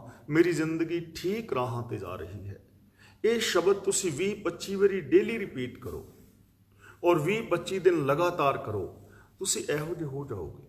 ਇਹਨੂੰ ਕਹਿੰਦੇ ਨੇ ਆਪੇ ਬੀਜ ਆਪੇ ਹੀ ਖਾਓ। ਆਪ ਬੀਜ ਕੇ ਆਪ ਹੀ ਖਾਓਗੇ। ਜੇ ਕਿਸੇ ਨਾਲ ਮਾੜੇ ਬੋਲੋਗੇ ਤਾਂ ਉਹਦਾ ਨੁਕਸਾਨ ਕਿਹਨੂੰ ਹੋਣਾ? ਤੁਹਾਨੂੰ। ਕਿਸੇ ਨੇ ਪੁੱਛਿਆ ਸੀ ਗੁੱਸਾ ਕੀ ਹੈ, ਗੁੱਸਾ ਕੀ ਹੈ? ਤੇ ਕਿਸੇ ਸਿਆਣੇ ਬੰਦੇ ਨੇ ਉੱਤਰ ਦਿੱਤਾ, ਆਪਣੇ ਕਿਸੇ ਦੇ ਕਰਮਾਂ ਦੀ ਸਜ਼ਾ ਆਪਣੇ ਆਪ ਨੂੰ ਦੇਣੀ ਇਹ ਗੁੱਸਾ ਹੈ। ਕਿਸੇ ਦੇ ਦੋਸ਼ ਦੀ ਸਜ਼ਾ ਆਪਣੇ ਆਪ ਨੂੰ ਦੇਣੀ ਇਹ ਗੁੱਸਾ ਹੈ। ਕਿਸੇ ਨੇ ਤੁਹਾਨੂੰ ਕੁਝ ਕਹਿ ਦਿੱਤਾ ਤੇ ਹੁਣ ਤੁਸੀਂ ਗੁੱਸੇ ਦੇ ਅੰਦਰ ਅਵਾ ਤਵਾ ਬੋਲੀ ਜਾ ਰਹੇ ਹੋ। ਬਲੱਡ ਪ੍ਰੈਸ਼ਰ ਤੁਹਾਡਾ ਵੱਧ ਗਿਆ ਹੈ, ਸੈੱਲ ਤੁਹਾਡੇ ਸੜ ਰਹੇ ਨੇ, ਮੂੰਹ ਤੁਹਾਡਾ ਹੋਰ ਤਰ੍ਹਾਂ ਹੋ ਗਿਆ, ਟੱਪੀ ਜਾ ਰਹੇ ਹੋ ਕਦੀ ਇੰਝ ਨੂੰ ਤੇ ਕਦੀ ਇੰਝ ਨੂੰ। ਸਜ਼ਾ ਆਪਣੇ ਆਪ ਨੂੰ ਦੇ ਰਹੇ ਹੋ। ਇਸ ਲਈ ਆਪੇ ਬੀਜ ਆਪੇ ਹੀ ਖਾਓ, ਇਸੇ ਨੂੰ ਕਹਿੰਦੇ ਨੇ। ਇਹ ਨਹੀਂ ਕਿ ਮਰਨ ਤੋਂ ਬਾਅਦ ਖਾਓਗੇ, ਅੱਗੇ ਜਾ ਕੇ ਸਵਰਗ ਮਿਲੇਗਾ, ਅੱਗੇ ਜਾ ਕੇ ਨਰਕ। ਮਰਨ ਤੋਂ ਬਾਅਦ ਕੋਈ ਨਰਕ ਸਵਰਗ ਨਹੀਂ ਹੈ। ਇਹ ਦੁਨੀਆ ਨੂੰ ਨਰਕ ਬਣਾ ਲਓ ਜਾਂ ਸਵਰਗ ਬਣਾ ਲਓ, ਤੁਹਾਡੀ ਜ਼ਿੰਦਗੀ ਹੈ। ਆਪਣੇ ਜੀਵਨ ਨੂੰ, ਪਰਿਵਾਰ ਨੂੰ ਸਵਰਗ ਬਣਾ ਲਓ, ਇਹ ਤੁਹਾਡੇ ਹੱਥ ਵਿੱਚ ਹੈ। ਇਹਨੂੰ ਨਰਕ ਬਣਾ ਲਓ, ਇਹ ਤੁਹਾਡੇ ਹੱਥ ਵਿੱਚ ਹੈ। ਤਾਂ ਇਹ 3 ਕਿਸਮ ਦੇ ਕਰਮ ਨੇ ਜੋ ਮੈਂ ਬੇਨਤੀ ਕੀਤੀ ਸੀ। ਪ੍ਰਾਰਬਧ ਕਰਮ, ਜਿਨ੍ਹਾਂ ਦੇ ਬਦਲੇ ਸਾਨੂੰ ਸੁੱਖ ਔਰ ਦੁੱਖ ਮਿਲ ਚੁੱਕੇ ਨੇ, ਉਹਨਾਂ ਨੂੰ ਅਸੀਂ ਬਦਲ ਨਹੀਂ ਸਕਦੇ। ਦੂਜੇ ਨੇ ਕਿਰਿਆਮਾਨ ਕਰਮ, ਜੋ ਅਸੀਂ ਹੁਣ ਕਰ ਰਹੇ ਹਾਂ, ਇਹਨਾਂ ਨੂੰ ਅਸੀਂ ਬਦਲ ਸਕਦੇ ਹਾਂ। ਤੀਜੇ ਨੇ ਸੰਚਿਤ ਕਰਮ, ਜੋ ਸਾਡੇ ਅੰਦਰ ਮਾੜੇ ਵਿਚਾਰ ਨੇ, ਅੱਗੋਂ ਅਸੀਂ ਕਰਨਾ ਚਾਹੁੰਦੇ ਹਾਂ, ਉਹਨਾਂ ਨੂੰ ਅਸੀਂ ਬਦਲ ਸਕਦੇ ਹਾਂ। ਤਾਂ ਗੁਰੂ ਪਾਤਸ਼ਾਹ ਜੀ ਸਾਨੂੰ ਸਮਝਾ ਰਹੇ ਨੇ, ਆਪੇ ਬੀਜ ਆਪੇ ਹੀ ਖਾਓ। ਤੁਹਾਡੇ ਆਪਣੇ ਹੋਏ ਬੀਜੇ ਫਲਾਂ ਦਾ ਫਲ ਤੁਹਾਨੂੰ ਆਪ ਹੀ ਖਾਣਾ ਪੈਣਾ ਹੈ। ਹੁਣ ਸਫਲ ਹੋਣਾ ਚਾਹੁੰਦੇ ਹੋ ਤਾਂ ਸਫਲਤਾ ਵਾਲੇ ਬੀਜ ਬੀਜੋ, ਸਫਲਤਾ ਵਾਲੇ ਵਿਚਾਰ ਸੋਚੋ, ਸਫਲਤਾ ਵਾਲੀਆਂ ਗੱਲਾਂ ਕਰੋ, ਸਫਲਤਾ ਵਾਲੇ ਕਰਮ ਕਰੋ, ਤੇ ਸਫਲਤਾ ਵਾਲੇ ਵਿਚਾਰ ਬੀਜੋਗੇ, ਤੁਸੀਂ ਸਫਲ ਹੋ ਜਾਓਗੇ। ਤੇ ਜੇ ਅਸਫਲਤਾ ਵਾਲੇ ਬੀਜੋਗੇ, ਨਹੀਂ ਮੈਂ ਤੇ ਕੁਛ ਨਹੀਂ ਕਰ ਸਕਦਾ, ਮੇਰੇ ਤੇ ਹੁਣ ਗੋਡੇ ਦੁਖਣ ਲੱਗ ਗਏ ਨੇ, ਮੈਂ ਤੇ ਨਿਕੰਮਾ ਹੀ ਹਾਂ, ਮੇਰੇ ਤੋਂ ਤੇ ਪਾਸ ਨਹੀਂ ਹੋਇਆ ਜਾਣਾ, ਮੇਰੇ ਤੇ ਬੱਚੇ ਵੀ ਕੱਖ ਨਹੀਂ ਕਰਦੇ, ਇਹ ਬੀਜ ਬੀਜੋਗੇ ਵਿਚਾਰ, ਤੇ ਐਵੇਂ ਦੇ ਹੋ ਜਾਓਗੇ, ਅਸਫਲ ਹੋ ਜਾਓਗੇ। 2 ਟੀਮਾਂ ਖੇਲ ਰਹੀਆਂ ਨੇ। ਇੱਕ ਟੀਮ ਹਾਰ ਤੋਂ ਬਚਣ ਵਾਸਤੇ ਖੇਲ ਰਹੀ ਹੈ ਕਿ ਅਸੀਂ ਹਾਰ ਨਾ ਜਾਈਏ। ਇੱਕ ਟੀਮ ਜਿੱਤਣ ਵਾਸਤੇ ਖੇਲ ਰਹੀ ਹੈ। ਹੁਣ ਇਹਨਾਂ ਚੋਂ ਕਿਹੜੀ ਟੀਮ ਜਿੱਤੇਗੀ? ਜਿਹੜੀ ਹਾਰ ਤੋਂ ਬਚਣ ਲਈ ਖੇਲ ਰਹੀ ਹੈ ਜਾਂ ਜਿਹੜੀ ਜਿੱਤਣ ਵਾਸਤੇ? 2 ਨੰਬਰ ਵਾਲੀ, ਜਿਹੜੀ ਜਿੱਤਣ ਵਾਸਤੇ ਖੇਲ ਰਹੀ ਹੈ, ਕਿਉਂਕਿ ਉਹ ਖੇਲ ਹੀ ਜਿੱਤਣ ਵਾਸਤੇ ਰਹੇ ਨੇ। ਤੇ ਦੂਜੇ ਹਾਰ ਤੋਂ ਬਚਣ ਵਾਸਤੇ, ਕਿਉਂਕਿ ਉਹਨਾਂ ਦੇ ਦਿਮਾਗ ਅੰਦਰ ਹਾਰ ਭਰੀ ਪਈ ਹੈ, ਉਹ ਹਾਰ ਜਾਣਗੇ। ਇਸ ਲਈ ਆਗਾ ਹੋ ਪੁੱਤਰਾਗ ਪਿੱਛਾ ਫੇਰ ਨਾ ਮੋਢੜਾ। ਮੈਨੂੰ ਇੱਕ ਬਾਦਸ਼ਾਹ ਦਾ ਨਾਮ ਭੁੱਲ ਗਿਆ, ਸ਼ਾਇਦ ਬੋਨਾਪਾਰਟ ਸੀ ਜਾਂ ਕੋਈ ਹੋਰ, ਸੌਰੀ ਨਾਮ ਮੈਨੂੰ ਨਹੀਂ ਯਾਦ। ਫੌਜਾਂ ਅੱਗੇ ਜ਼ਿਆਦੀਆਂ ਸੀ ਜਿਨ੍ਹਾਂ ਦੇ ਨਾਲ ਉਹਨੇ ਲੜਨਾ ਸੀ, ਤੇ ਇਹਦੀਆਂ ਫੌਜਾਂ ਥੋੜੀਆਂ ਘੱਟ ਸੀ। ਤੇ ਜਿਹੜੇ ਫੌਜੀ ਅਫਸਰ ਸਨ, ਉਹਨਾਂ ਨੇ ਸਲਾਹ ਦਿੱਤੀ ਕਿ ਅੱਗੇ ਜੋ ਫੌਜਾਂ ਨੇ ਉਹ ਜ਼ਿਆਦੀਆਂ ਤਾਕਤਵਰ ਨੇ, ਸਾਡੇ ਕੋਲ ਉਹਨਾਂ ਦੇ ਮੁਕਾਬਲੇ ਹਥਿਆਰ ਨਹੀਂ, ਤੇ ਅਸੀਂ ਹਾਰ ਜਾਣਾ ਹੈ। ਅਸੀਂ ਹਥਿਆਰ ਹੋਰ ਇਕੱਠੇ ਕਰਕੇ ਫਿਰ ਹਮਲਾ ਕਰੀਏ। ਉਹ ਕਹਿਣ ਲੱਗਾ, ਕੋਈ ਨਹੀਂ, ਆ ਦਰਿਆ ਤਾਂ ਪਾਰ ਕਰੋ, ਅੱਗੇ ਚੱਲ ਕੇ ਸੋਚਦੇ ਹਾਂ। ਦਰਿਆ ਪਾਰ ਕੀਤਾ। ਜਦੋਂ ਉਹਨੇ ਵੇਖਿਆ ਕਿ ਦਰਿਆ ਪਾਰ ਹੋ ਗਿਆ, ਬੰਬ ਮਾਰ ਕੇ ਉਹਨੇ ਦਰਿਆ ਤੋੜ ਦਿੱਤਾ, ਉਹ ਦਰਿਆ ਦਾ ਪੁਲ ਤੋੜ ਦਿੱਤਾ। ਤੇ ਪੁਲ ਤੋੜ ਕੇ ਆਪਣੀਆਂ ਫੌਜਾਂ ਨੂੰ ਤੇ ਜਰਨੈਲਾਂ ਨੂੰ ਕਹਿਣ ਲੱਗਾ ਕਿ ਵਾਪਸ ਜਾਣ ਦਾ ਜੋ ਰਾਸਤਾ ਹੈ ਉਹ ਖਤਮ ਹੋ ਗਿਆ ਹੈ, ਹੁਣ ਪਿੱਛੇ ਤੁਸੀਂ ਜਾ ਨਹੀਂ ਸਕਦੇ, ਪੁਲ ਟੁੱਟ ਚੁੱਕਾ ਹੈ। ਹੁਣ ਤੁਹਾਡੇ ਕੋਲ 2-3 ਆਪਸ਼ਨ ਨੇ, ਜਾਂ ਤੇ ਤੁਸੀਂ ਗੁਲਾਮ ਹੋ ਜਾਓ ਤੇ ਸਾਰੀ ਜ਼ਿੰਦਗੀ ਜੇਲ੍ਹਾਂ ਵਿੱਚ ਸੜੋ, ਸਾਰੀ ਜ਼ਿੰਦਗੀ ਮਜ਼ਦੂਰ ਬਣ ਕੇ, ਗੁਲਾਮ ਬਣ ਕੇ ਗੁਲਾਮੀ ਸਹਾਰੋ। ਦੂਜਾ ਆਪਸ਼ਨ ਇਹ ਹੈ ਕਿ ਮੈਦਾਨੇ ਜੰਗ ਦੇ ਅੰਦਰ ਲੜ ਕੇ ਸ਼ਹੀਦ ਹੋ ਜਾਓ ਤੇ ਤੁਹਾਡਾ ਨਾਮ ਸ਼ਹੀਦਾਂ ਵਿੱਚ ਆਏ। ਤੇ ਤੀਜਾ ਆਪਸ਼ਨ ਇਹ ਹੈ ਕਿ ਇੰਨੀ ਸ਼ਿੱਦਤ ਦੇ ਨਾਲ ਲੜੋ ਕਿ ਸਾਹਮਣੇ ਵਾਲੀਆਂ ਫੌਜਾਂ ਨੂੰ ਹਰਾ ਕੇ ਜਿੱਤ ਪ੍ਰਾਪਤ ਕਰਕੇ ਜੇਤੂ ਬਣੋ। ਔਰ ਮੈਂ ਤੁਹਾਨੂੰ ਤੀਜਾ ਆਪਸ਼ਨ ਦਵਾਂਗਾ। ਮੈਂ ਤੀਜਾ ਆਪਸ਼ਨ ਚੁਣਿਆ ਹੈ ਕਿ ਅਸੀਂ ਐਵੇਂ ਲੜਨਾ ਹੈ ਕਿ ਇਹਨਾਂ ਨੂੰ ਹਾਰ ਦੇ ਕੇ ਤੇ ਅਸੀਂ ਰਾਜ ਸਿੰਘਾਸਨ ਲੈਣਾ ਹੈ, ਗੁਲਾਮ ਨਹੀਂ ਬਣਨਾ। ਔਰ ਹਕੀਕਤ ਹੈ ਉਹ ਇੰਨੀ ਸ਼ਿੱਦਤ ਦੇ ਨਾਲ ਲੜੇ कि उन्होंने उस बादशाह ਨੂੰ हरा दिता और राजे बन गए। इसलिए ये बीज है, पिछे जान दे सारे रास्ते बंद कर दो। मैं केवल अगे जाना है, मैं सच दे नाल जुड़ना है, प्रेम दे नाल जुड़ना है, बाणी दे नाल जुड़ना है, गुरमत आशे अनुसार जिंदगी जीनी है, रब दी रजा भाने मुताबिक जिंदगी जीनी है। पिछे मैं नहीं जाना, पिछे जान दे रास्ते सारे बंद कर दो, तुसी गुरमत दे धारनी हो जाओगे। पर असी ऑप्शन की चुनने ना जी, सिੱਖੀ ते बड़ी औखी है, रहत रखनी ते बड़ी औखी है, ये तो जी गल्लां ने स्टेजी, कित्थे एवें दी जिंदगी जीवी जाती है, एवें तो हो ही नहीं सकता, एवें दी जिंदगी थोड़ा।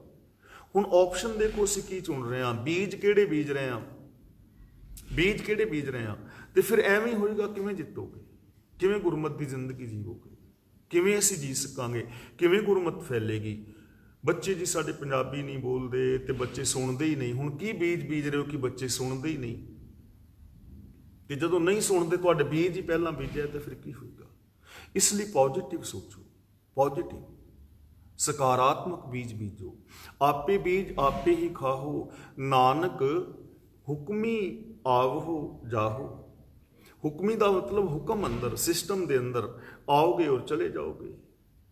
जो भी आया है इस दुनिया में हुक्म दे विच आया है, सिस्टम के अंदर। हुक्म का मतलब system, law of nature. Law of nature जो कुदरत के नियम ने, उन्होंने नियमों के अंदर साडा जन्म होया है, तो उन्होंने नियमों के अंदर ही मौत हो जानी है। असी देखते हैं ना, मैं जदों 40 साल तक साडे जो शरीर के सैल वो बनते ज़्यादा ने तो खत्म घट होंदे ने। 40 साल जाके बंदा पूरा हो जाता है, अद्धे अद्धे सैल उन्ने की बनते हैं, उन्ने की मरते हैं। 50 साल तो बाद सैल मरने ज़्यादा शुरू हो जाते हैं, बनने घट, हौले हौले बंदा बुढ़ेपे वाल चला जाता है, फिर अखीर एक दिन वो खत्म हो जाता है। तो ये घटना सारिਆਂ ते वापरनी एक अटल सच्चाई है। हर इंसान ही बच्चा, बच्चे तो जवान, जवान तो बुढ़ा, बुढ़े तो बाद मौत। हाँ, एक वक्री गल है कि रास्ते में किसी की मौत हो जाती, वक्रा टॉपिक है, लेकिन ये जन्म और मौत तो पक्का है ना, कोई पहला मर गया कोई बाद विच, सारिਆਂ ने इस दुनिया तो चले जाना है। तो जीवन किनू कहते हैं, जन्म तो लैके मौत तक के दरम्यान जो समा मिलता है वो जीवन है। उस जीवन के अंदर जो बीजोगे वो खाओगे। हुण इस चीज़ नूं लैके चार चुफेरे वेखो, ਜਿਹੜੇ परिवारां दे अंदर सुख शांति है उन्होंने बीज पॉजिटिव और गुणा वाले बीजे ने। जिन्हां परिवारां विच दुख शांति है उन्होंने बीज ईर्खा द्वेष वाले बीजे ने, यानी संस्कार पैदा किए ने। जो अज पढ़े लिखे लोग ने, हाईली एजुकेटेड ने, या किसी नौकरी पेशे ते पहुंचे ने, साइंसदान ने, या डॉक्टर मनोविग्यानिक ने, उन्होंने बीज बीजे ने, बहुत करड़ी घालना घाली है। तो ਜਿਹੜੇ ਸਾਡੇ वर्गे मापे भेजते हैं पढ़न, तो असीं बांटे खेज के झाड़ियां च बह के घर आ जाते स, ते अज इत्थे बैठे हाँ। कहन तो भाव बीज ने ना, जैसे कर्म करोगे ऐसे दुनिया दे विच कर्म करने ने, ऐसे दुनिया दे विच तुहानूं फल मिलना है। इस संसार नूं स्वर्ग बना लो जां नरक बना लवो। तो असीं संभावना है साडे अंदर, साडा मतलब कि असीं क्लास वाले नहीं, पूरी दुनिया के अंदर ये पॉसिबिलिटी है कि जे भरीए मत पापां के संग ओ धोपै नावे के रंग। नावे का मतलब सिस्टम, प्रभु के गुण, रंग का मतलब प्रेम। जे असीं रब दे नाल प्यार पा लवीए, सच दे नाल साडी प्रीत बन जाए, तो साडी जिहड़ी भैड़ी मत है वो धुप सकती है। हर इंसान चंगा हो सकता है, हर इंसान महान हो सकता है, हर इंसान सुखी और शांत हो सकता है, आनंद वाली जिंदगी जी सकता है। हर इंसान अपनी पर्सनल लाइफ नूं, फैमिली लाइफ नूं और सोशल लाइफ नूं स्वर्ग बना सकता है। तो असी सारे वीरां भैणां ने जो असी क्लास में शामिल हाँ, असी अपनी जिंदगी नूं बदलना है। ये क्लास केवल कन रस ना बन जाए। जे कन रस ही बन गई कि अज कथा बड़ी वधिया हुई, तो जां मैं कहां कि अज भी ਸਰੋਤਿਆਂ ने बड़ा भी सिर इंज हिला हिला के सुनिया, इत्थे खत्म ना हो जाए, कन रस ना रवे। असी सारे वीर भैणां अपने आप नूं बदलीए, प्रैक्टिस करिए। 20 दिन के अभ्यास के नाल किसी भी माड़ी तो माड़ी आदत नूं बदल के असी चंगी तो चंगी आदत जिहड़ी है बना सकते हाँ। ये पॉसिबिलिटी साडे सारिਆਂ दे विच है। अज इत्थे मैं समाप्ति करदा हाँ। हुण अज जो असी विचारिया ना ये कर्म फिलोसफी बारे, तो ये बारे जे किसी वीर भैन का कोई अपना तुसी अपना विचार देना चाहो वो दे सकते हो, और जे कोई अज दी विचार बारे सवाल पूछना चाहते हो ਤਾਂ ਉਹ ਸਵਾਲ ਪੁੱਛ ਸਕਦੇ ਹੋ। ਜੇ ਅਸੀਂ ਇਸ ਤਰ੍ਹਾਂ ਲੜੀਵਾਰ ਵਿਚਾਰ ਕਰਦੇ ਗਏ ਤਾਂ ਜਪਜੀ ਸਾਹਿਬ ਜੀ ਦੀ ਵਿਚਾਰ ਸਮਾਪਤ ਹੋਣ ਤੱਕ ਮੇਰੇ ਖਿਆਲ ਦੇ ਅੰਦਰ ਸਾਡੀ ਜ਼ਿੰਦਗੀ ਵਿੱਚ ਕੋਈ ਸਵਾਲ ਬਾਕੀ ਬਚੇਗਾ ਨਹੀਂ। ਜਿਵੇਂ ਹੁਣ ਅੱਜ ਦੀ ਇਸ ਪੌੜੀ ਨੂੰ ਹੀ ਲਵੀਏ ਕਿ ਇਸ ਸੰਸਾਰ ਨੂੰ ਕਿਵੇਂ ਬਦਲੀਏ ਜੀ, ਅਸੀਂ ਆਪਣੇ ਘਰਾਂ ਨੂੰ ਸੁਖੀ ਕਿਵੇਂ ਬਣਾਈਏ ਜੀ, ਤਾਂ ਉਹਦੇ ਵਾਸਤੇ ਇੱਕੋ ਹੀ ਉੱਤਰ ਹੈ ਕਿ ਉਹ ਧੋਪੇ ਨਾਵੇਂ ਕਿ ਰੰਗ ਆਪਣੀ ਮੱਤ ਨੂੰ ਬਦਲੋ ਤੇ ਉਹ ਸੱਚ ਦੇ ਨਾਲ ਪਿਆਰ ਪਾਇਆ, ਸਾਡੀ ਮੱਤ ਚੋਂ ਪਾਪ ਵਿਕਾਰ ਨਿਕਲ ਜਾਣਗੇ। ਦੇਖੋ ਹੁਣ ਇਹਦਾ ਜੇ ਦੁਬਾਰਾ ਅਸੀਂ ਸਵਾਲ ਪੁੱਛਦੇ ਹਾਂ ਤਾਂ ਇਟ ਮੀਨਸ ਅਸੀਂ ਇਸ ਚੀਜ਼ ਨੂੰ ਸੁਣਿਆ ਨਹੀਂ। ਧਿਆਨ ਨਾਲ ਸੁਣਨਾ ਹੈ, ਪੁਆਇੰਟ ਬਣਾਉਣੇ ਨੇ, ਆਪਣੇ ਲਿਖਦੇ ਜਾਓ ਔਰ ਇਹਨਾਂ ਤੇ ਅਸੀਂ ਅਮਲ ਕਰਨ ਦੀ ਟਰਾਈ ਕਰਨੀ ਹੈ। ਹੁਣ ਵੀਰ ਜੀ ਜਿਹੜੇ ਨੇ ਅਨਮਿਊਟ ਹੋ ਗਏ ਨੇ ਤੇ ਮੈਂ ਇੱਥੇ ਸਮਾਪਤੀ ਕਰਨਾ। ਵਾਹਿਗੁਰੂ ਜੀ ਕਾ ਖਾਲਸਾ, ਵਾਹਿਗੁਰੂ ਜੀ ਕੀ ਫਤਿਹ।